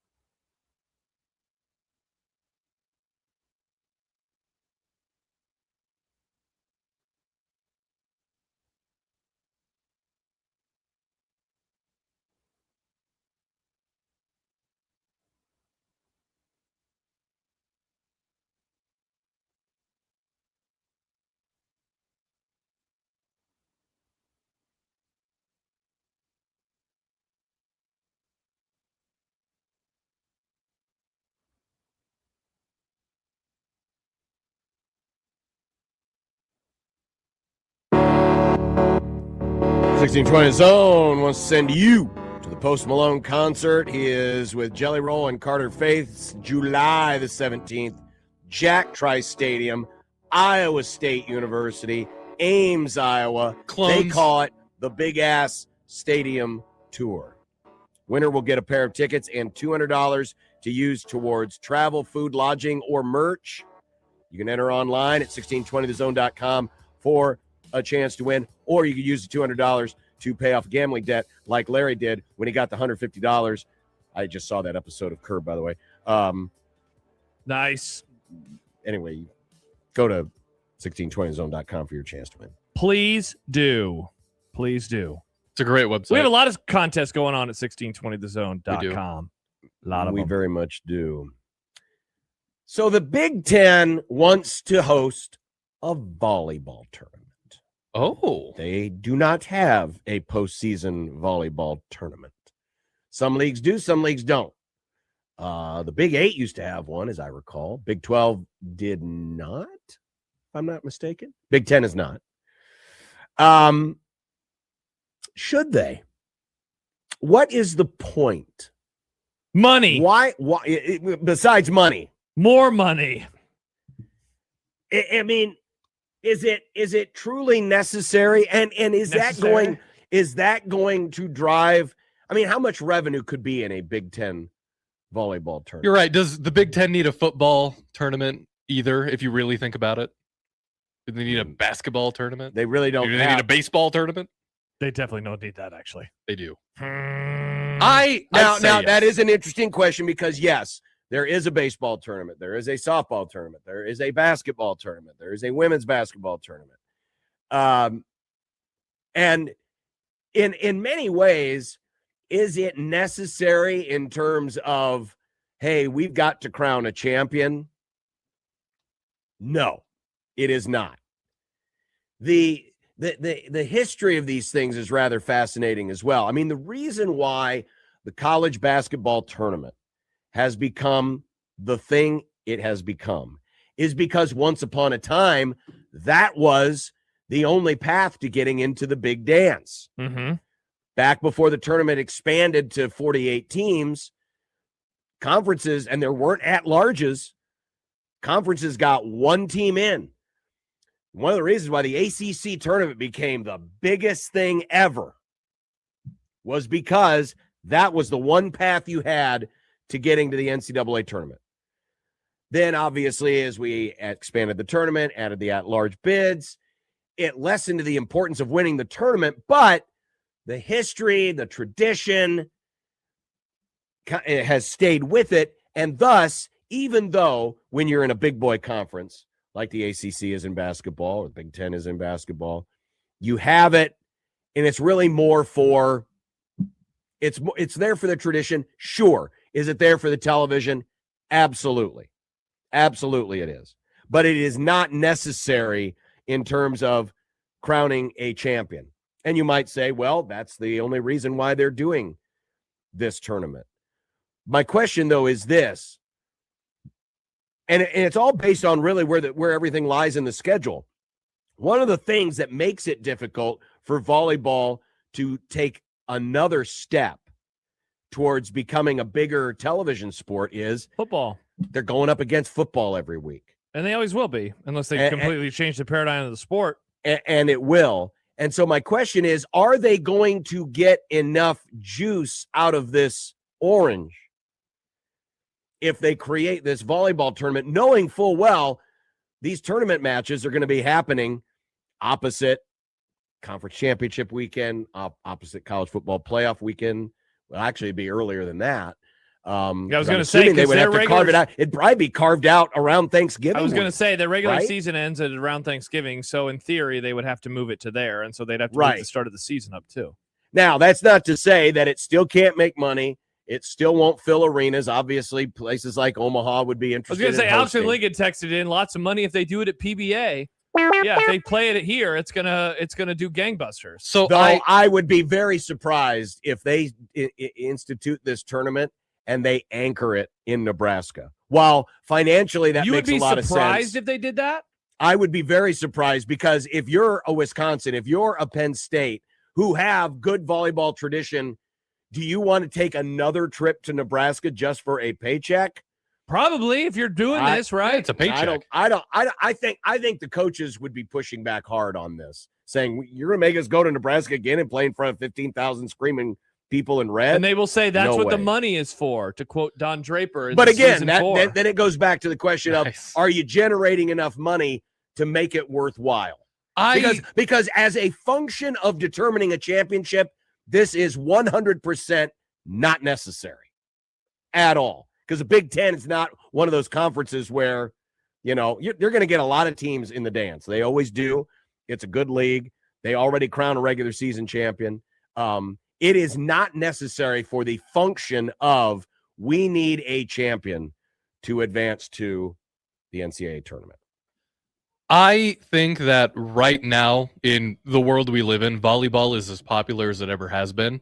And there's a lot of people that there are crossover. They like the football and the volleyball and the basketball. Sure. You're not going to get those people to watch a tournament, especially during football season. But there are people who are just strictly volleyball fans. I'm marrying one of them. She likes to watch Nebraska volleyball. She doesn't really care about football. And I have to imagine there's a lot of people like Paige, my fiance, who would like to tune in. And I would imagine it would generate enough revenue for it to be worth it to them. I mean, I would guess that a lot of these matches, because again, you're creating something out of thin air. Is how important is it? Let's say you're in Nebraska, you're 30-1. You already know going to be hosting. We're going to be back at Devaney. We're going to be hosting again. We're going to be in position to win another national title. How important is that event to them? How important is that event to a lot of the top tier teams in the Big Ten Conference? Sure, I know competitive juices take hold. You never like to lose, but are you just creating something to create something? And are you going to get that same level of intensity competition by bringing an event out of thin air? So I don't know the what's answer. your argument? Like, what is your argument against this happening? The Crown came out of thin air and people really like that. Don't crap on the Crown yet, John. Yeah, You'll be John. there in a month and a half. Kiss the Crown, John. That's not even the same argument. I just don't know. My argument against it is how necessary is. Are you going to get enough out of it? I mean, could you just continue playing your Big Ten regular season schedule and have great matches at the end of the season? Those are going to get a television audience for Big Ten Network as well. I would presume, based on where this would fall on the calendar, you're not going to probably, I don't know if you're going to be able to carve out any opportunities for the championship match to be held on Fox or FS1, maybe, but are you going to get any money out of it to make it worth your while? So you don't think that they've thought ahead to that situation to think that they can't make? I don't know. I'd love to know the answer. Because I just got a text from someone. I'd love to know what is going behind the thinking on this and what they can generate, because it's totally obvious to me. This is about getting more bucks, which there's nothing wrong with that. There's nothing wrong with that. My question is, are you doing it just to get the bucks, and are you going to get enough to really make it worth your while, or are you partially taking back from what already is a good regular season just to create something out of thin? But I mean, if you have $0 that you're bringing in by not having a conference tournament, and then suddenly you're getting $1 million by having a conference tournament, that's $1 million more than you had yesterday. Right? The money also comes out of thin air. Yeah, exactly. So like, I just got text from somebody that basically asked, what's the downside? I don't know what a downside is of this. If the league wants to do it and they want to make more money, of course that's the game plan here, John. Like, that's obviously what you want. I don't know. I'm genuinely curious how lucrative they think it can be. Yeah, and I don't know the answer to that and question. I'm looking at this more from a practicality standpoint, because as someone who likes an organization and likes a structure to sports, yeah, I can admit from the mountaintop, conference basketball tournaments, conference baseball tournaments are not necessary. You have a regular season, you crown a champion. Those things were all created for very different reasons, some of which may have been money-based at the time. Well, certainly for big leagues like this, it's for money. Right. For a Big Ten, it's money. Yeah. Like, why did I'll be curious Big to see Ten where they basketball can- took forever to create one? Why did they create one? Money, nothing else. It was for money. But it was also keep in mind, it made a more attractive TV package in a time of year where there's plenty of room. And you had CBS saying, we'll do that. That's great. Again, volleyball's going head to head with a lot of late season football that makes it difficult to, break through the log jam of a programming side. And you may end up, these matches could end up on BTN, which for BTN can be a good thing, but how lucrative Sure. is I it? mean, you see, here's the thing though. You play the championship on like the Black Friday night. People are home, on BTN. There's not a football game that's airing on BTN on a Friday night anyway. And suddenly you're getting you're picking off a few more viewers, I mean, we saw it. We've seen it with Nebraska volleyball where they'll play games that are up against the NFL or up against college football, or they'll be on BTN. And what have we seen over the last few years? This was a record-setting audience. I have to imagine. I mean, for whatever reason, John, you know how it is with casuals, record-setting audience for a conference tournament or a championship that has the conference tournament, vernacular to it. For whatever reason, it draws more people in than even a regular season championship does. So people like tournaments. People like tournaments. I like tournaments. Text from the 402 says the downside is that the regular season games are devalued. I mean, certainly they are. I mean, we talk about it all the time in college basketball. It's much more valuable and impressive to win a regular season conference than it is to win the conference tournament. Yet what gets the auto bid? Of course, it's the conference tournament. We know why that is, because we want the athletes to want to win in those conference tournaments, even though it, in theory, shouldn't mean as much. Well, we will see where they end up going, how they end up. I'm working surprised it that you out. don't think Where's it's it going on to the come to schedule? Nebraska, though. That's the thing that I'm. No, I'm not saying it won't come to Nebraska. I don't think it will be anchored in Nebraska, similar to the baseball tournament. Yeah. I would be stunned if the conference coaches would agree to that, saying, God, we got to take another trip to Lincoln, because some of them probably think, and, Wisconsin's got a history of having big volleyball attendance. Sure. So yeah, it could certainly move around. I'll be very curious to see how they make this work and how it looks. Mm-hmm. I don't care. Mm. Is next on 1620 The Zone. But first, Josh and John for Underdog Fantasy. We have one more game to go. It's 3 days away, and there will be a variety of players on both sides of the ball, Seattle, New England in this game. And if you download the Underdog app right now in Nebraska, which is incredible that you can do, find one of those players that you like. Maybe, John, a player that you dislike. Check out the stats that they have available for you and start looking around to find ways to win money, because you can go up to 5,000 times your cash. I'm looking right now, Kenneth Walker, higher or lower than 74.5 rushing yards. If you like New England, John, maybe to win, look at Drake May's 38.5 rushing yards. Do you go lower because maybe he takes some knees at the end of the football game? Again, whatever you do, just download that app in Nebraska, because you can win up to 5,000 times your cash. Yeah, download that app today and watch for those profit boosters as well. And you can keep playing, having fun with Underdog all throughout the sports year. But for the big game this weekend, what are you waiting for? Download the app today. Use promo code 1620 The Zone to score $75 in fantasy bonus entries when you play your first $5 on fantasy. That's promo code 1620 The Zone. Underdog, make picks, win money. Must be 19 plus and present in Nebraska. Terms apply. See assets.underdogfantasy.com for details. Concerned with your play, call 1-800-GAMBLER or visit ncpgambling.org.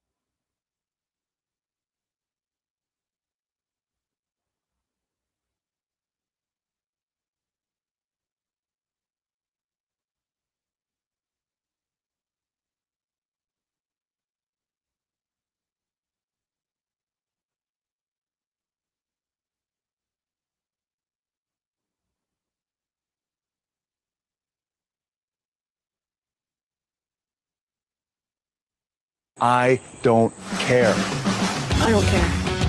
I don't care. I don't care. I don't care. I don't care. I don't care. All right, my I don't care is definitely one Josh won't care about because he doesn't care about it anytime I talk about NASCAR. But good call. I don't care if Fox ever telecasts another NASCAR race. Whoa. Last night, now I didn't get a chance to see it. Obviously, I was calling a game.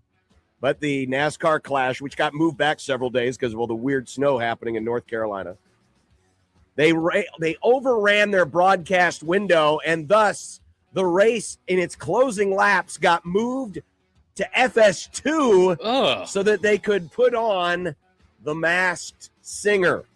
That's pretty gross. Now, my policy is pretty standard. If you can't finish what you started, don't start it. The race should have never been airing on Fox to begin with, or they should have guaranteed that the race was going to end. I get it. There's weather. There might be accidents. Things can run long. But if you can't afford to finish what you started, don't start it in the first place. That's also coming on the heels on the fact the Fox broadcast has gone downhill in recent years. How come? It's just, it feels tired.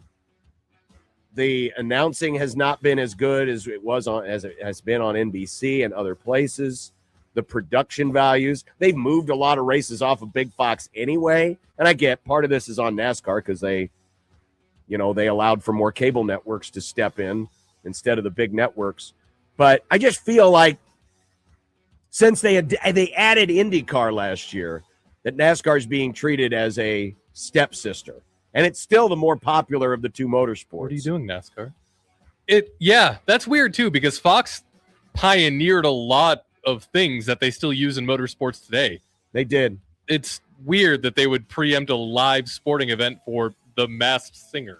Well, I guess now, listen, from a programming standpoint, I understand because the Masked Singer is, I guess, one of the few network television shows that pops a decent number.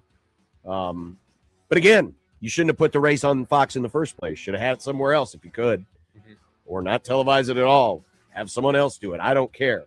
But I'm kind of out on you, Fox. You disappoint me.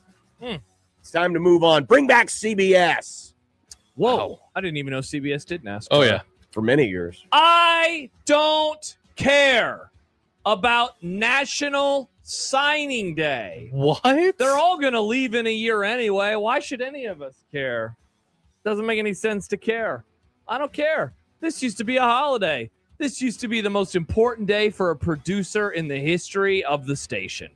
And now Nick was just playing normal bumps yesterday. Nary a 17-year-old in his phone book. Hello, 17-year-old. How are you? Well, not that we know. Thanks for committing to Nebraska. That's true, John. Good call. I don't care. And I don't care. Never going to care again. Well, I mean, honestly, I don't think the rest of the world cares anymore either. And it's not even because of transfer portal and NIL. When they added the second signing day, which came earlier than the first signing day, we knew that the second one was going to go. And now it's just, I mean, yesterday came and went, and I was perfectly fine with not dealing with any of it. I don't care about the new Cadillac merch. Hear me out here. This is... I want an El Dorado t-shirt. No, the F1 team, John. Oh, I do kind of want an El Dorado Where's my Cadillac t-shirt. Seville hat? Cadillac is marketing this F1 team as like America's team. It's the rock star, this. It's loud, it's boisterous. There's a countdown in Times Square happening right now, for God's sake. They released their merch today, and it's just so boring. It's just blah, white hats with the number on the bill and then Tommy Hilfiger, and that's it. There's no pizzazz. It's boring. Then you got like the Tommy Hilfigers. Do something better? Isn't it that way with a lot of F1 merch? Isn't it less splashy than NASCAR merch? But it's not as splashy as NASCAR, but by Formula One standards, it's boring, which is saying a lot because Formula One merch is boring. That. Is that what you're saying? Yes. Formula One Cadillac F1 team merch is boring compared to what they've been trying to build the team up to. I needed more. So does this mean we don't have to talk about it anymore, and we're not going to mention it at all tomorrow for the whole, hey, they're doing their big livery reveal during the Super Bowl. We don't have to mention it now. It won't done. come up with Kent. It's all good, Nick. Doesn't have to come up with Kent. I mean, if it comes up with Kent, that's out of my hands. I'll have to talk about it. Interesting. Well, if we can somehow shoehorn F1 into this week's movie, that's going to be impressive. Michael Severe says 2 of the 3 I don't cares are racing. I don't care. I got one. Michael, you got no room to talk. You're into these goofy cosplay Pokemon cards that they're giving out at Rutgers games. I don't care. I don't care about you and your stupid fantasy cards. Hey, John, I got one more. I don't care. Sure. I just don't know if I have already done this. Have I talked about Dylan Raiola recently and I don't care? Have you talked about Dylan recently? In I don't care. Have I done it in I don't care? Maybe. I don't know. Do it again. All right, I'll do it again. I don't care about him releasing a statement. Why is this still a thing? Why do people need this so bad? We don't. A big event happened in my life almost a decade ago. You know if I got closure? No, I didn't. That's life. You don't get closure for everything. What do you want him to do? Put out a dumb graphic with a dumb poem saying, I'm going to miss you? You don't even believe it. You didn't even like him at the end of his time. You don't like him now. It's not going to change how you feel about him. You know why, and I can't speak for all of them, but why some people are triggered that he didn't put out a statement? Part of it is they want to feel like they're being thanked, but they also want something to crap on when it does come out. Yes, exactly. Because I guarantee you that 90% of the comments that would come on social media in the mentions would be just crapping all over him. So they feel like they are being robbed of an opportunity to troll. Imagine if all opposing teams to Husker sports teams no longer put out final score tweets for Husker fans to jump into their mentions and troll them. That's what they're looking for. They want Dylan's final score graphic so they can jump in and troll. That's why they're upset. Baymon says, but I need a random Bible quote, Josh. Quick, do a Bible quote. Hebrews chapter 2, verse 3. I wonder what that is. Let's find out. Hebrews. I hope it's accidentally relevant like that time at the College World Series. All right, let's see. Hebrews 2, verse 3. I want to say verses 3, but it's verse. How shall we escape if we ignore so great a salvation? Wow. Whoa. The salvation which was first announced by the Lord was confirmed to us by those who heard him. You know what? Dylan, there you go. Hebrews 2, verse 3. Incredible. That really does work. Wow, the Bible has it all. Says amen. We have a response from Michael. He is defending himself against the accusations. Against He's the into these Pokemon. cosplay Pokemon The Yu-Gi-Oh cards. Keep in mind, Michael, we're getting our information from Robin Washit. He was the one that told us you were weirdly interested in this. He reported, we decided. Michael says, I don't collect fantasy cards. We watch the live action TV show, No Cards, and thankfully no cars. Well, if you got no cars, how do you get from place to place? Oh. So what is this live act? I'm not asking because I don't care. I don't care what cosplay Pokemon show this is about. I don't care. So I'm not asking. Not asking. Is it One Piece? What? One Piece bathing suit? No, there's an anime that has a live action on Netflix. It's One Piece. I don't know if that's what he's referring to. I don't know what's going on, Nick. I don't care. I don't care. The That's happy what hour the is segment next is. on 1620 The Zone.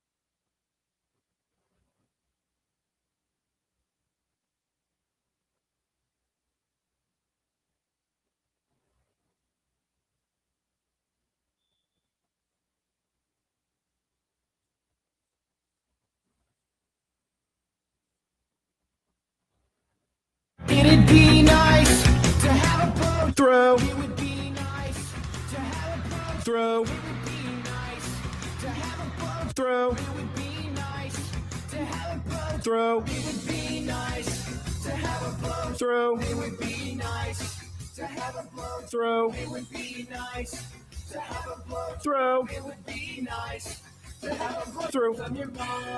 The happy hour is on the air.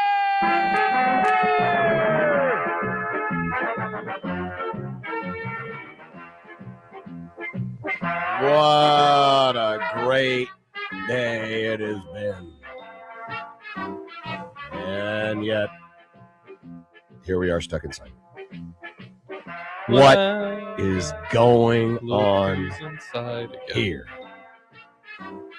How long is this supposed to last, by the way? The good weather? Yeah. They got like a week. I love fake spring. It's going to be nice today. Now, tomorrow it's not going to be like as nice. It'll be in the high 40s, but still, after what we've had, that'll be nice.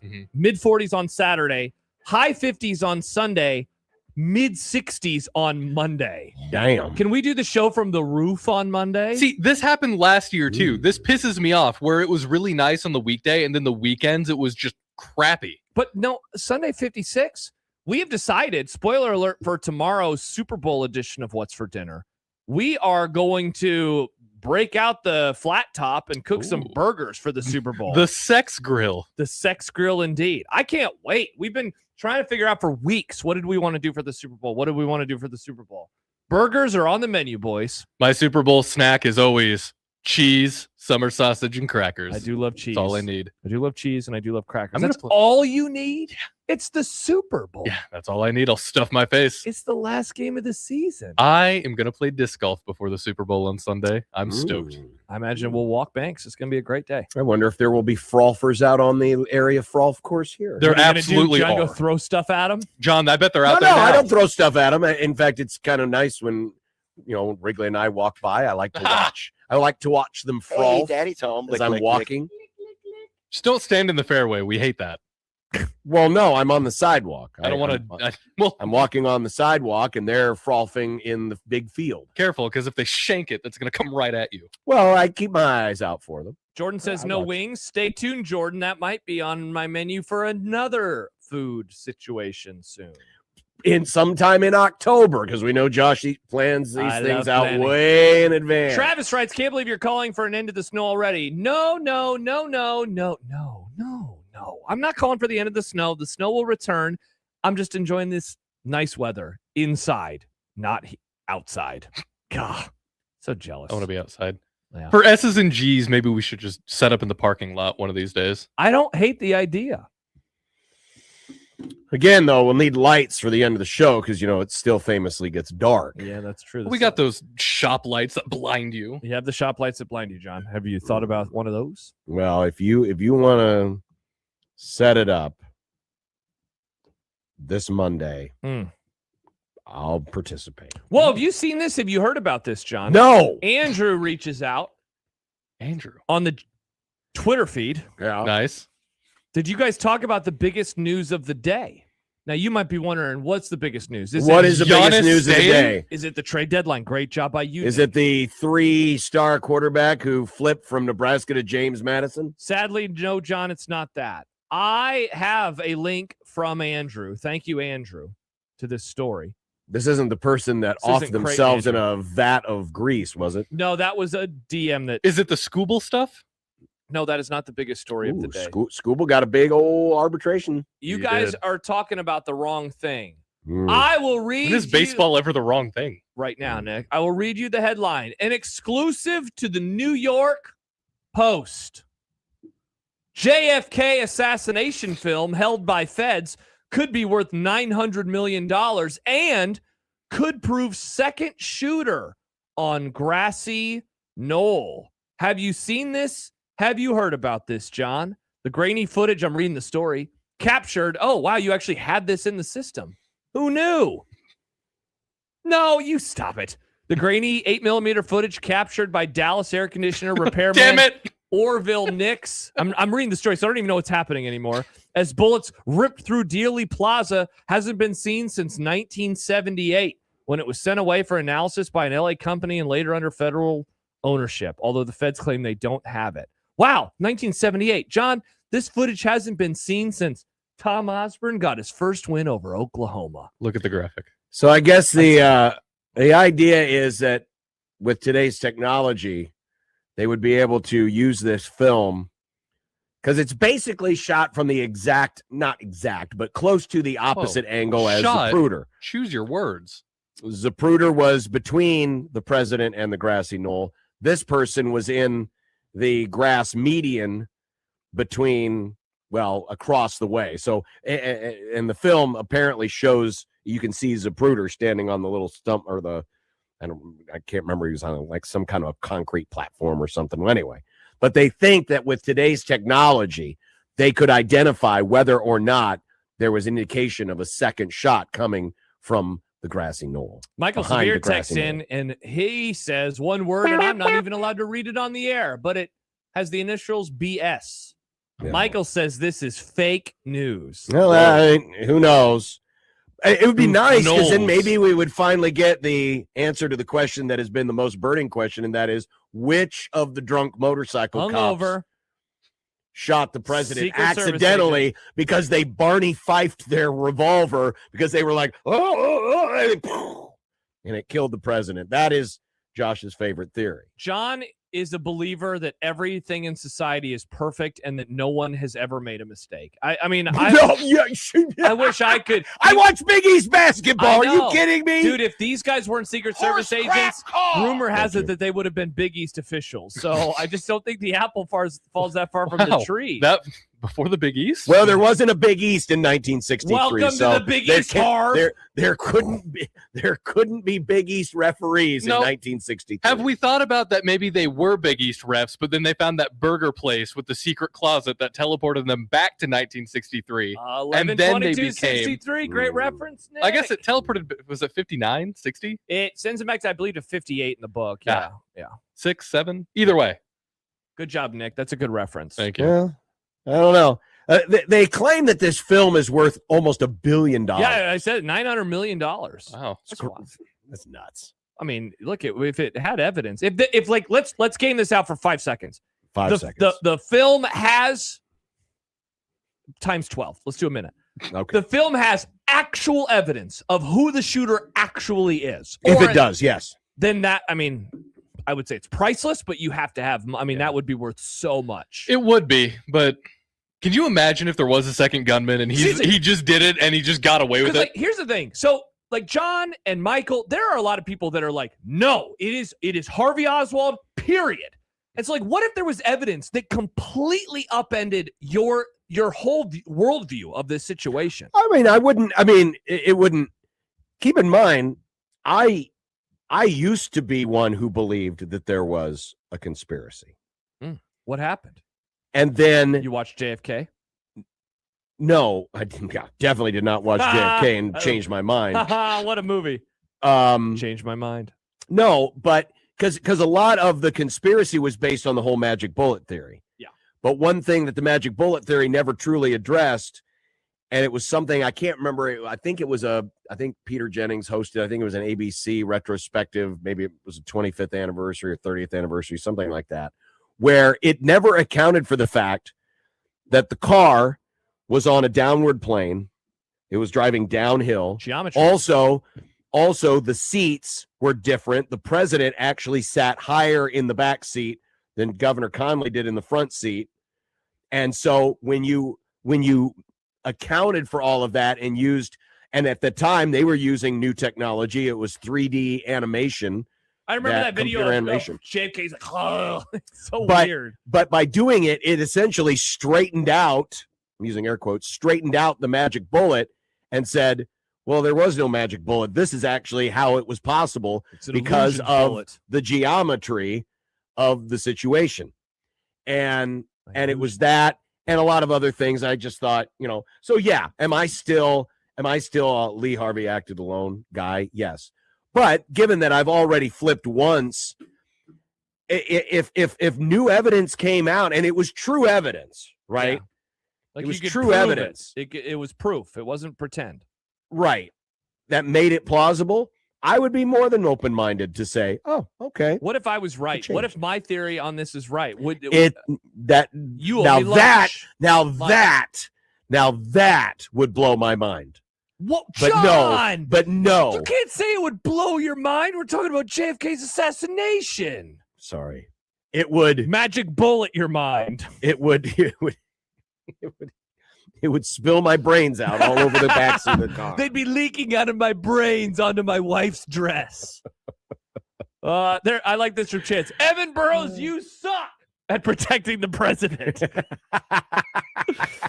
Also, Levi says, check the back seat. Oh, man. What did the caller say, Nick? He said that there's a Rob Reiner podcast that goes into R.I.P. it, and it is a big conspiracy. And Rob Reiner apparently figured it out. Okay. And now he's dead. Whoa. Now we know. Yikes. Now we know the rest of the story. So listen, is this video gonna come everybody, out? I mean, you can't swing a dead cat without seeing and finding a JFK conspiracy. It's fun. It's a good old-fashioned fun one. In Is this going to come out? Are we going to get to see the video, John? Well, I have no idea. I mean, to read the story. We're on the air right now. In my AP history class in high school, we had a whole project where each of us, there was only like 6 of us in the class. Yeah, we know. You went to a town of 2 people. It was an AP history class. I was a nerd. each of us got our own conspiracy theory, and we had to do a whole report about that conspiracy badass. theory. It was awesome. So what was yours? I had the mafia. Killed Jay. Oh, so it was. I thought. Yeah. Or did I have the CIA? I either had the CIA or the mafia. So wait, it was just But about you the don't even assassination, remember. though. CIA, mafia, what's the difference? It wasn't like other conspiracies. Yeah, I think mine was the mafia, and then That's Lee fun. Harvey was Patsy. I think that's a fun thing. Fun project. It teaches you critical thinking skills, having to make an argument. a great way to Wouldn't it have been a better posting on the internet in 20 years. Why didn't you volunteer to say my conspiracy theory is my dad found out about the JFK assassination on the internet? Because they didn't have that, and it was before my dad was born, you goober. Yeah, he still Which makes it even more of a conspiracy. Not only was he not even born yet, but he still found out about it on the internet. Excellent point, John. Excellent point. I bet he found out about Reagan on his school internet. He probably did. I just remember someone walking into. We were doing play practice that day. I'm trying to remember when JFK got assassinated. No. When the speaking of actors, the Reagan assassination attempt. Oh, the actor. That's what I'm saying. Speaking of actors, that's where the line came from. Who was his Oh, vice president? You're a regular Jodie Foster. Speaking of, have you heard the news? This is a reminder that tomorrow's movie is The Sting. Available on Netflix. All right, I'm watching it tonight. It's about a bee. Wow. It is not about a bee. Have you watched it yet, John? Yes. All right. I watched it When you traveled? 2 Saturdays ago. Holy crap. That's a long time. Yeah. You watched it before you picked it? That's why he picked it. Oh, fair. That's why I picked it. Yep, because he was like, now I don't have to. Because that was the weekend where it was super duper cold and we couldn't do anything outside. I was like, I'm going to watch another movie. Might as well. Makes sense. And I needed to cleanse my palate from that other movie that you made me watch. Wow. With the zombies and the vampires and whatnot. The zombies and the vampires. Oh my. I was not here yesterday. I don't know what your conversation was like regarding Miles Taylor. People forget Miles Taylor was Nebraska's safety coach until he wasn't. I think we mentioned, honestly, now that you say that, John, I think we barely mentioned him in passing. Yeah. Well, that's probably worthwhile given that, he was barely here. I don't have a strong opinion on this. Like, it's funny that it falls amongst a continual month of just like weird things and coaches leaving. Josh Martin, right? He leaves, and of course the Eckler stuff. But it's a guy who's going to the NFL. Like, I cannot. Well, he's following his friend. I can't offer I'm not a critique of this. To me, the bigger thing is because I was just curious. If you go to Huskers.com right now and go to the coaches page, there are 23 coaches. 23 coaches that are currently there. And the idea is that Taylor is going to be replaced. So that the number will. So they are going to have another safeties coach. So right now, you're roughly sitting at one coach for every 4.5 players. Well, that's a good teacher to student ratio. Which to me is ridiculous. You hate this, don't you? This is classic overcoaching for John. It's not as much overcoaching, though. That is a part of it.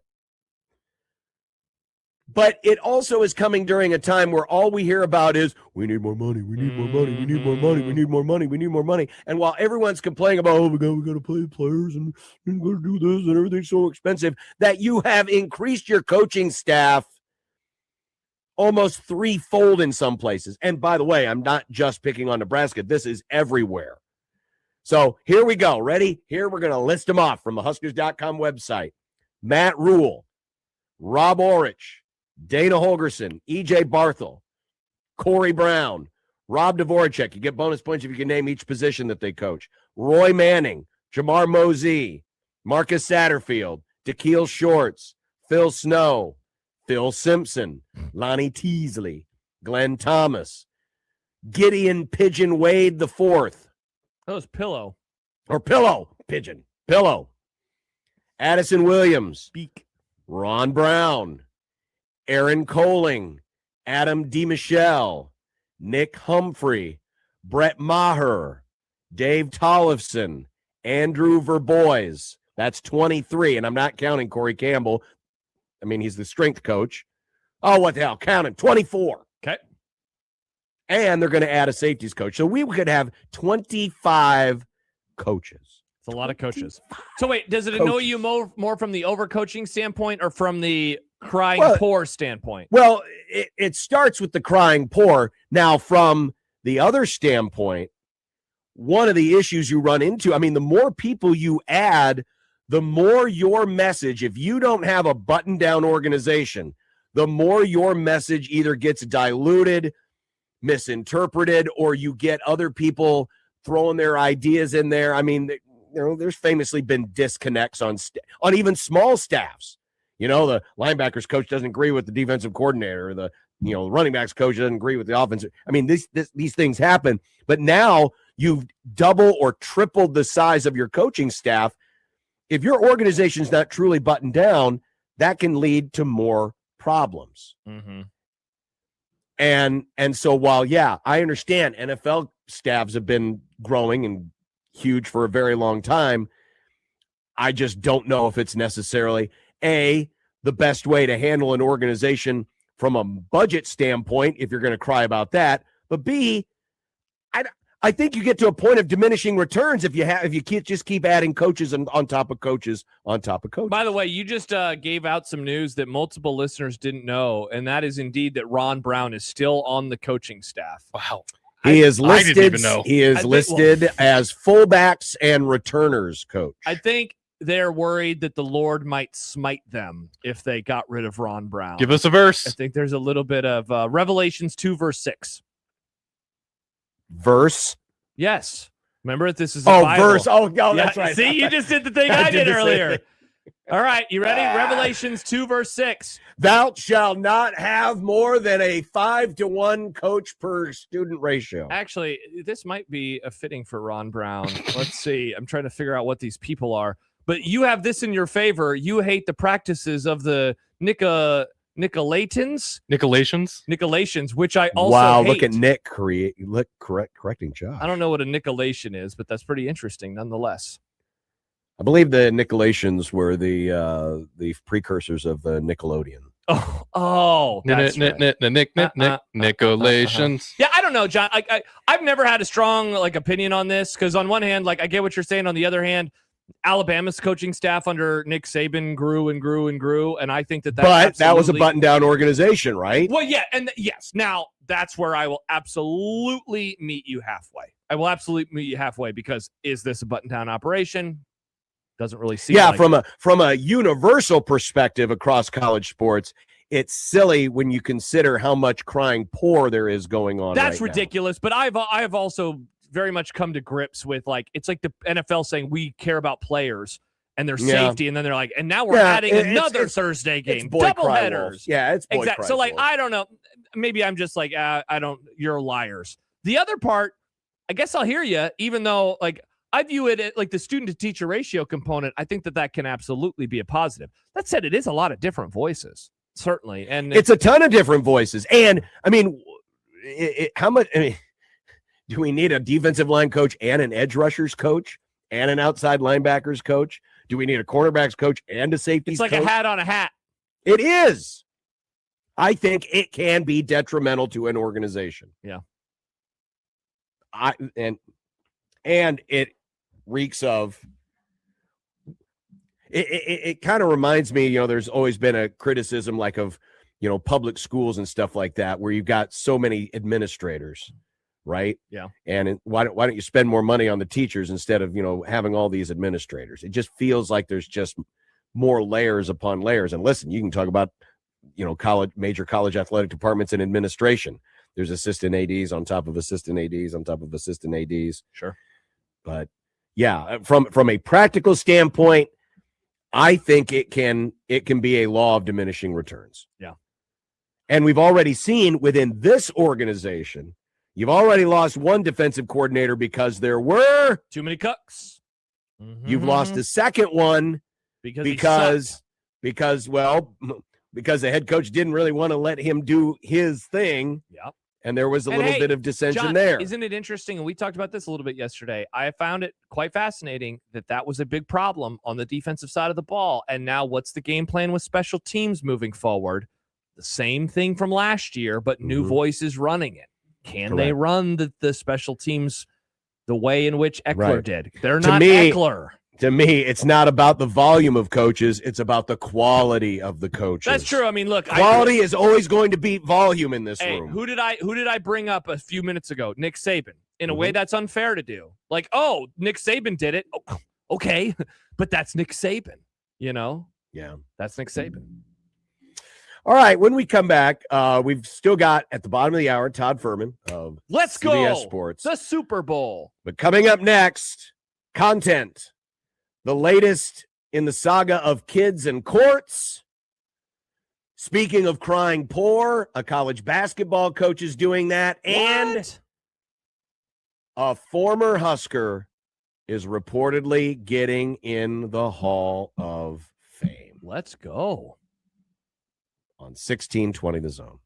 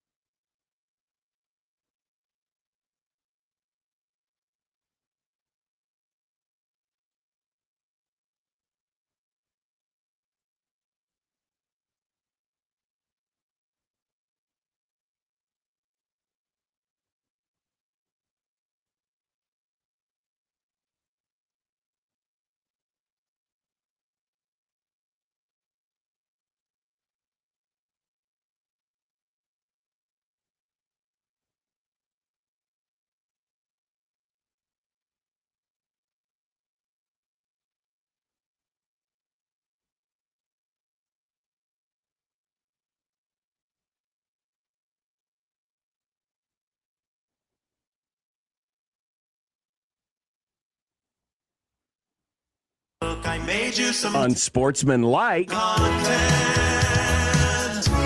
Unsportsmanlike content. Unsportsmanlike content. Content that's unsportsmanlike. All right, before Todd Furman, let's get to some content. Nick.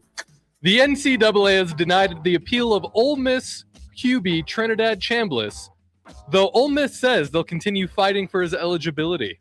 What do you think happens?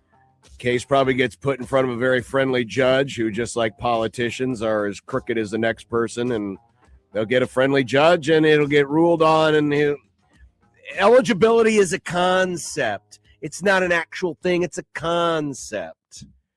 Emphasis on the con. Nice. Yeah, he's absolutely going to be able to play next year because that's how these things work. It is a joke.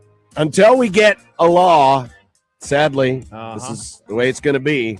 99% of these court cases are going to go in favor of the plaintiff. The good times continue to roll for Illinois basketball. Remember them? We talked about them earlier. The Fighting Illini won by 40 last night over Northwestern. People forget. Are they the best team in the Big Ten? The country, even? I don't know about the nation. Arizona still would like a word with them. I definitely think they're the best team in the Big Ten. They're certainly playing the best right now. They're on a heater. They went into Mackey. They went into PBA. They got a couple of wins. They got an inside game. They got an outside game. Even their inside game, those guys can go outside and shoot. They're awesome. They have, what, the best freshman in the country? One of the best freshmen in the country? Yeah, I like Illinois a lot this year. Right now, they are definitely playing the best, but we see these things kind of move in cycles. It was only about 3-4 weeks ago where we were talking about Michigan as being one of the greatest teams of all time. True. This will, I mean, you have some bona fide contenders. Not that you've had bona fide contenders in the past, but how, I mean, if the Big Ten blows it this year and can't end the national championship streak. Read the room. Yeah, seriously, this has got to be the year. This has got to be the year. Then, you know what? If the Big Ten can't win the national title this year, Petiti should be out. He should be fired. If they don't win the Big Ten, John will eat a bucket of mayonnaise live on the air. Dipped in Popeyes. Doing that. The mayonnaise will be dipped in the Popeyes? Yes. No, you mean I'll be eating the mayonnaise by itself because the Popeyes won't be served John by will then. stick his head into the Popeyes fryer and then eat it. Oh, my God. Houston's Don't Call Me Fahrenheit, Kelvin Sampson, coach of the number 8 team in the country, says this about his NIL. We're still poor. We probably have the lowest budget of anybody in the Power 4. Nebraska. The way our recruiting is going, we're going to have to stop it at some point because we don't have enough money. Do we believe in Kelvin? I'm a Fahrenheit guy. I mean, does he have less than his rivals close to him? I mean, he sees what Texas Tech is doing. Yeah, they got money. Several hundred miles up the road there in Lubbock. They're just spending like drunken sailors. Sure, he doesn't have as much as some of those. Now, are they going to have to stop at some point? Probably not. They'll find a way. I mean, I know that Houston has a football program, but this is the program that's been getting them all the notoriety. So he might be protesting a little too much, but I do understand where he's coming from because in Texas, there's always somebody with more cattle and a bigger hat. No way in hell that they have the least amount of money in the Power 4. Northwestern still exists. Got him. Yeah. Northwestern boosters only want their names on buildings. They don't want to buy players for their roster. It'd be cool to have a name on a building. It would be cool to have a name on a building. But Northwestern definitely has Could you imagine the Josh Peterson crematorium? Nick, my God. What? I don't want a It's a crematorium. building. I want a library.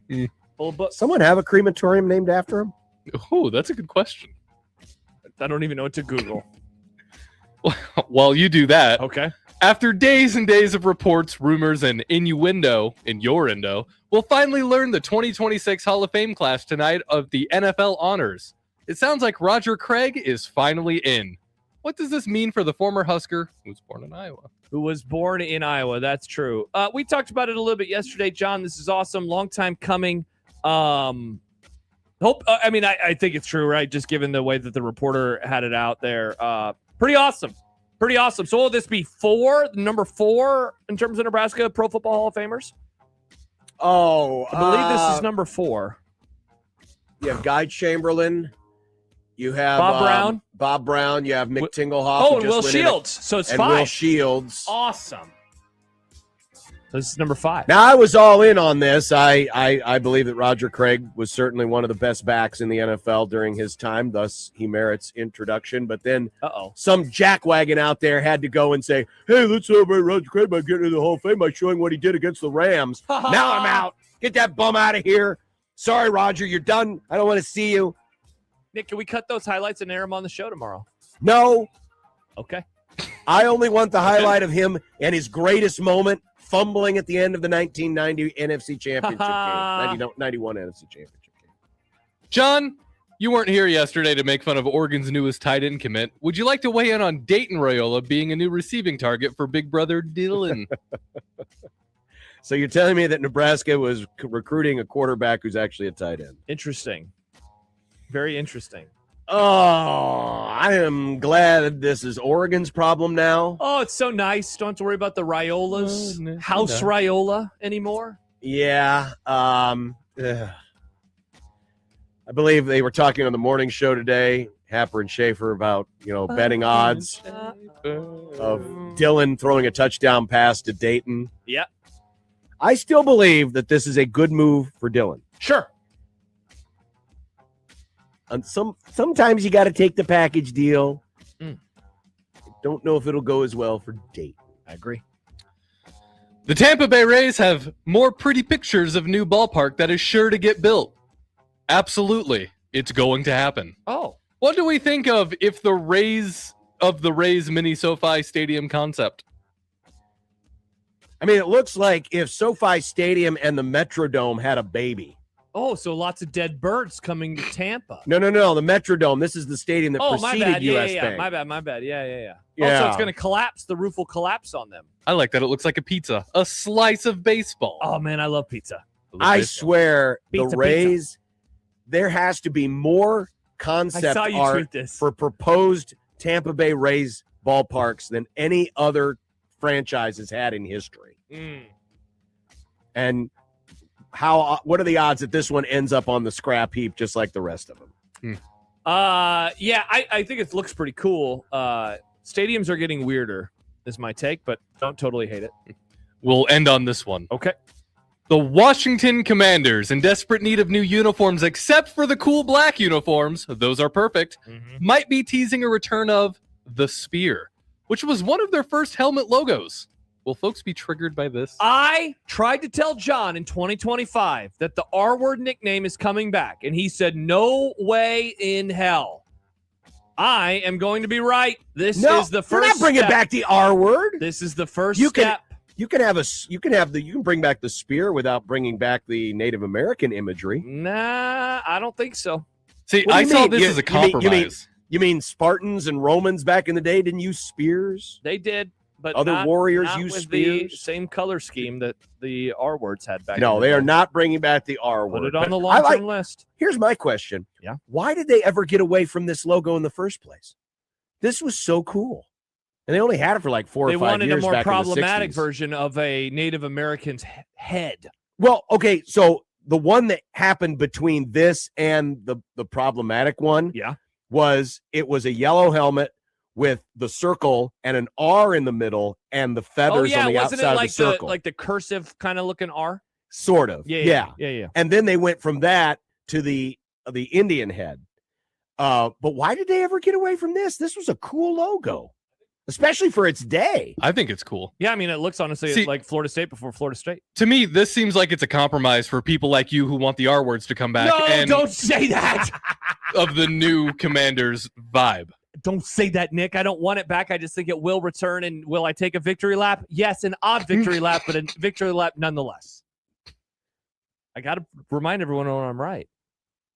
When you're right, you're right. The Josh Peterson R words crematorium. Oh my Nick! Holy crap! What? That's what That you is want? way By the way, problematic. I did come up with someone who has a crematorium named after them in the private. I in the saw. private chat. We will not be saying it in the private chat. Yep, indeed. Todd Furman will. Yep, indeed. Yep. Next, 1620 the zone.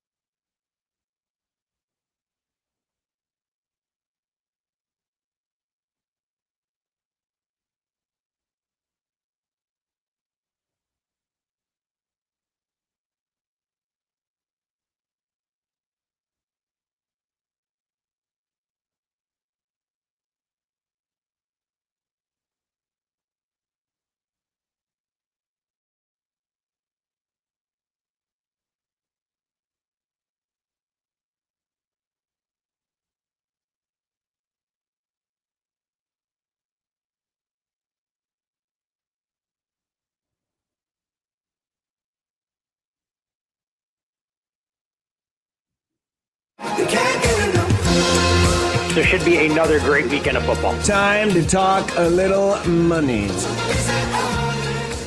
People fall in love with teams on the way they look at a non-conference schedule. I don't think there is enough wiggle room for me to get involved with this game going under the total early. And remember, it's a marathon, not a sprint. Let me just take in the theme. I know, just last a little bit time. longer. Todd Furman of CBS Sports. It's been a great run since late August to now, early December. Todd's come on every week, talk about the football lines, and there's but one football game left. Unless we're going to hang around for the UFL, Todd. Would you like to talk some UFL lines in a couple months? I like to do a lot of things, but the UFL is not at the top of my priority list. And while I applaud the powers that be that continue to push these spring football leagues down our throats, I'd much rather focus on the NHL playoffs, the NBA playoffs, and start my prep in earnest for World Cup 2026. What about your NASCAR, Todd? You're a big NASCAR guy too, right? I mean, NASCAR kind of is the lifeblood throughout the course of the summer. Its problem being is those markets are getting significantly more efficient than what they would have been 5-7 years ago. It's harder to get the same diverse betting markets that we used to have readily available at a lot of shops, even pre-regulated sports betting. And the sport is doing everything they can to try and combine a WWE component into late race cautions, shuffling up and dealing to try and create a made-for-TV drama product, especially with those green-white checkered flag that I know every racing enthusiast loves so much when it's basically like putting all the drivers in a blender. Well, let's talk about the Super Bowl coming up. The Seahawks have seen the public money coming in. What has been the breakdown so far on where the money is going? Who's placing the bets? What's it been like this week? If you talk to people throughout the media, you talk to recreational bettors, I'm not even sure why we're going to play a football game on Sunday because the Patriots have no right to be there. They've played the easiest schedule. They were extremely lucky to win a trio of playoff games against top 5 defenses. And the Seattle Seahawks are led by Patrick Mahomes and Tom Brady with that pedigree under center with an offensive capabilities. But all kidding aside, we've seen about 65 to 67% of the tickets at a couple of the books I've spoken to coming in on the favorite in the form of the Seattle Seahawks. A lot of skepticism about how New England will move the football against this Seahawks defense. But I see the game a little bit differently. I don't want to disrespect New England and what they've been able to accomplish this year. I think it's a defense that's trending up at the right juncture of the season. And while we may have questions about what we haven't seen from the team offensively, the fact that suddenly we've gone from 3 weeks ago that Drake May had a legitimate shot and still may win MVP later tonight when those honors are handed out, to him being the biggest liability that New England has on its roster. Speaking of Drake May, Todd, the shoulder has been of much discussion since he first appeared on the injury report last week. The line has not moved, though, right? Like, how much should or shouldn't that tell us what is actually going on with his throwing arm? I'm going to work under the assumption that Drake May is going to be very close to 90%, if not better, in a game of this magnitude. Now, whether it's through physical therapy, whether it's through modern medical science, and or a pain-killing injection that he'll get either before the game or at halftime, that the Patriots' game plan won't be heavily impacted by Drake May's potential limitations there. Now, we'll get a good indication early on if he is a willing and capable runner dropping his shoulder should he take off from the pocket, or if we see the Patriots look to lean into a little bit more of a short-controlled passing game, which, quite frankly, I think would benefit them more than trying to attack that Seahawks secondary 15 to 20 yards down the field. When we're mentioning injuries, I mean, two that I think are worth following even more than Drake May's shoulder, one on each side. For the New England Patriots, Robert Spillane logged DMP yesterday in practice, a key linebacker in terms of what he's able to do to help sniff out the run game, his level of experience. That high ankle sprain could be a limiting factor. And then, of course, the other storyline, we all saw the video circulating of Nick Emenwari and what the Seahawks are calling a low ankle sprain for their very versatile defender, one that plays kind of that Kyle Hamilton role that can help in run support and can also do some damage in pass coverage downfield as well. Todd Furman joining us on the Prairie Flower Casino Zone hotline, taking a look at some of the props. Speaking of quarterbacks, right now, at least on BetMGM, it was 250 passing yards. Darnold plus 120 to go over. May plus 165 for passing touchdowns. This industry standard is usually 1.5. Darnold minus 130 to go over the number. May is plus 120. Anything you're seeing on the quarterback props right now in the market that looks enticing? I'm not going to be the most exciting person at any Super Bowl party if I were to attend one, whether it was out here in Las Vegas or in your neck of the woods in lovely Omaha, because I'm the guy that walks in basically with a pocket full of unders, rooting for nothing to happen in the football game. Yeah. And when you look at the two quarterbacks, neither one of them has come across my desk as offering some upside, whether it's an over or even an under with their yardage numbers. I think from a attempt standpoint, I can see making a slight case for Sam Darnold, knowing that if Seattle gets it limited at all in the ground game, that even if they're playing from a positive game state, it may very much be a short controlled passing game that they use to move the sticks and try and bleed clock deep into the fourth quarter, where we have seen some real professional money, and I think there is a little bit of upside left in this prop, but not a ton, is looking at Drake May, yes, to throw an interception. You do have to shop around, though, for some minus 125s, minus 130s. That number was bet early by professionals with the cap on that market kind of in that minus 145 range. So Drake May to turn the football over once in the game is the only thing that I have sitting in my portfolio as it pertains to quarterbacks. One other market that I know has gotten a lot of buzz as well, and it's a little bit of buyer beware. Number of people clamoring for Drake May's over rushing yards in the game. But I think it's important to keep a little context here that a few weeks ago against the Houston Texans, we saw that number get as high as 39.5. Pro bettors came in the 23rd hour and bet him under and were rewarded for that. You see odds makers then end up hanging a number that opened in the low 20s, low 30s against the Broncos. No recreational bettors wanted to tango there. He went well over, and now we're seeing Drake May getting bet over. I have a sneaking suspicion that the pros will be lurking around looking to try and bet Drake May under his total rushing production in the game, closer to post. But I have seen Drake May over-under for his longest rushing attempt take a little bit of action from respected bettors at around 12.5. Todd, speaking of those unders, I'm curious how you view the first quarter. You know, like I think the common perception is Super Bowls get off to really ugly starts. There's not a whole lot of points. And certainly the last couple of years, 7 points total in last year's first quarter, 0 total in the one between the Chiefs and the 49ers. But after that, you got to go back to Rams Patriots in 2018, February of 2019, to find the last time that an under 8.5, which is what the number is this year, would have hit. Are you interested in that number at all? I want no part of the first quarter total. This is a market that typically in the past, to your point, Josh, we would have seen hung right at 10, and you would have had to lay a price to go under 10. That does give you a little bit of breathing room. With a total for the full game hanging around in the mid-40s. We've seen some books go as low as 7.5 shaded to the under right now in that first quarter total. So you're really being asked to pay a premium here that doesn't give you a whole lot in the way of wiggle room.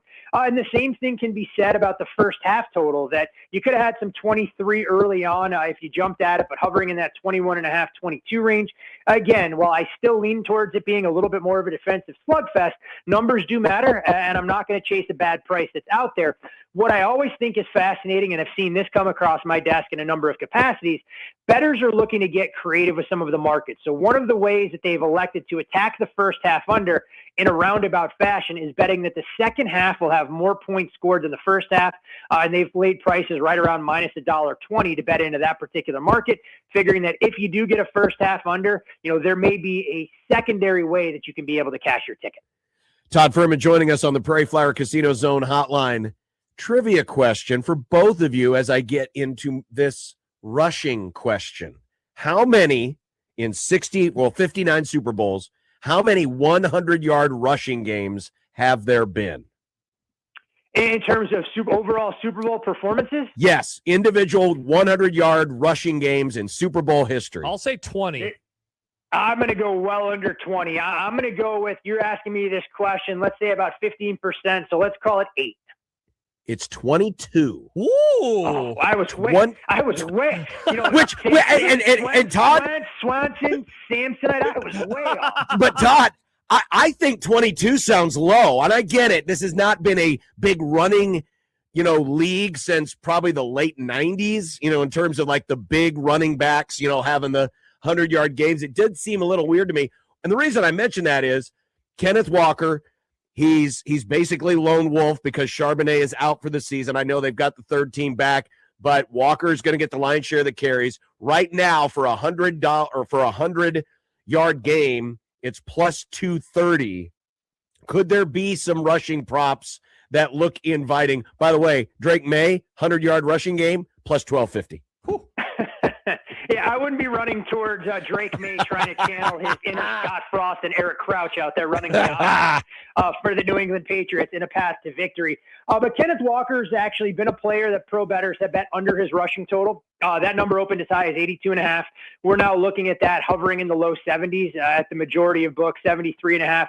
And they've kind of doubled down on that position, going under his rushing and receiving combined yardage number. Was 102.5 at the peak, now kind of sitting in that 97.5, 98.5 range. If you believe that there is going to be a 100-yard rusher, I think you look on the other side and make a slight case at a long shot price for Ramondre Stevenson to go out there and accomplish that feat.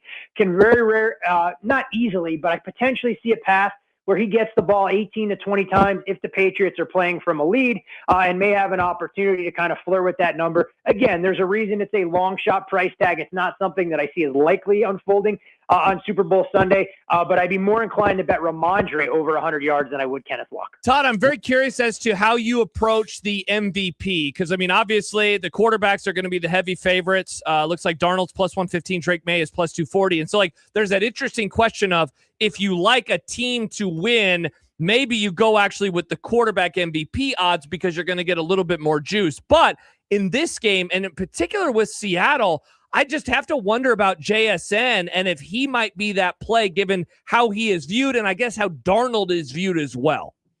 The short answer for me is I won't have a bet in the MVP market unless some of these numbers get completely out of whack.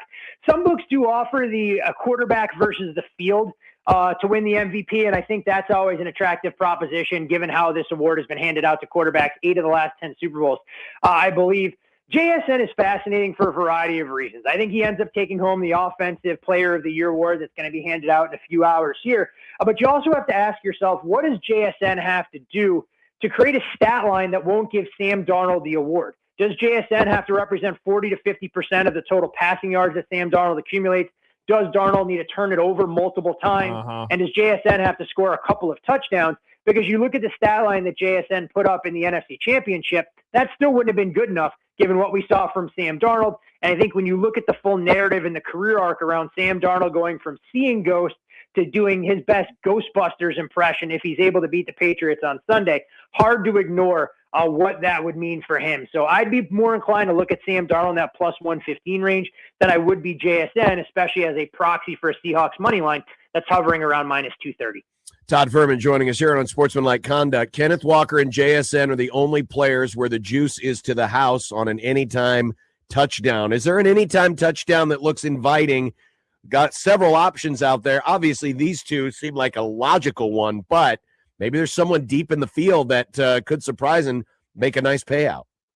If your book does offer a no price, I would have no problem making a case to bet against Kenneth Walker right around plus $1.60. I mean, you're asking for this Seahawks team to either rip off a big run or show that they can win the game in the trenches again is what has been a tough to crack New England Patriots run defense. So Walker at right around plus $1.60 would be a buy point for me on the no touchdown. Do I have no interest in fading JSN, though? I think they'll do enough, Clint Kubiak will, creatively to try and get him involved, especially in goal-to-go situations. If I'm looking a little bit further down the board, a tandem of players that I would focus on for the Patriots are at the tight end position. Austin Hooper, right around 7-1. He has been very infrequently used as tight end 2 in this Patriot offense. But I think against this Seahawks team, knowing that New England is known for a couple of wrinkles in these big games with play calls that Josh McDaniels loves to insert the morning of the game, he's a guy that I think makes a world of sense. And along that same thought process, I think Hunter Henry is the other matchup problem that potentially exists for New England, especially if Nick Emenwari is at all limited with that ankle injury and he can't come down in the box to potentially take out one of the talented tight ends. So, Todd, listening to the way you answered John's first question about this game, are you more leaning towards the Patriots in this one at the plus 4.5 number? I am. My number on the game was 4, so I'm not running over men, women, and children to bet New England plus 4.5 right now. But if the price continued to drift out and there was a scenario where I could bet New England at plus 6 minus $1.20, it wouldn't be a big bet by any stretch of the imagination, but it would be a slight value proposition for me to kind of get involved with there. I think so many people are talking about this New England team and how, fraudulent their run has been. And while the offense has left a lot to be desired, you can't take anything away from how the defense has performed in the wins against the Chargers, the Texans, and the Denver Broncos, using weather to their advantage. And on the flip side for the Seahawks, look, they had a luxury of playing both games at home, which they earned with a dominant regular season performance, but it was two familiar opponents that they had played 2 games against before, and the 49ers and Rams, for me, don't even enter barely into the top 20 in terms of overall defensive capabilities and where they were grading out towards the end of the season. So if the Patriots continue their high blitz rate that we saw them ramp up in the playoffs to north of 40% compared to the regular season in the high 20s, that's where Sam Darnold has struggled. So I think it's going to be a very intriguing chess match in that particular regard. And if it's a lower scoring game, we've seen underdogs in this price range find a way not to necessarily win outright, but to cash if the game ends 20, let's call it 23-20, 21-17, and going back to 2000, dogs of 4.5 points or more have gone 10-1 against the number. Small sample size, but it is food for thought. Todd Furman, it's been a great football season. We always appreciate your willingness to join us each and every Thursday, your friendship, and a whole lot more. We wish you the very happiest of wagering on this, and then whatever you can get on NASCAR this season. Good luck. Hey, always a pleasure, gentlemen. Thanks again for the opportunity to join you guys each and every Thursday throughout the football season. I'll look forward to hopefully doing it again, and let's hope that the wagering gods smile kindly upon us all for the final football game until we get a little bit of preseason action about 9 months down the road, depending on how you look at the calendars. Thank you, Todd. You got it, gentlemen. Be well. Todd Furman from CBS Sports. Always great to chat with Todd. He joins us. He's been joining us, I believe, as a weekly guest since 2019. We had him off and on in the decade before that as well. It's awesome. He does this out of the kindness of his own heart. I know how much I appreciate it. I know John does as well. It's super cool of him to do so. By the way, I mentioned this. So there's been 22 100-yard rushing games in Super Bowl history. Would you like to guess how many times we've had 2 backs in the same game go for 100 yards rushing? It has happened. I'm going to say that is a really small number. I'll go 3. It is 3. Whew. When's the last time? The most recent time was Super Bowl 41. Thomas Jones, 112 yards for the Bears. Dominic Rhodes, 113 yards for the Colts, which makes sense because that game was played in the rain. It was. Yeah. Peyton Manning wasn't super great in that game. Yeah, 22 times. Let me guess real fast. Most recent 100-yard rusher, because I know last year Saquon, that he was a popular pick. He had like one of his worst games of the whole season. Honestly, a preview of 2025. Let's see. I don't think it happened. I don't know. 52. 52 is last time, Super Bowl 52. Do you have the most recent 100-yard Yes. rusher? When was it? It was Damian Williams for the Chiefs in Super Bowl 54, right? Oh, the first against one, the the Chiefs. 49ers. Yeah. Okay. All right. And the time before that, Marshawn Lynch. Yet they didn't give him a chance to gain 1 more yard. Oops. All right, Idiots. Nick's giving us the call sign. Got to go to break. 16-20 the zone.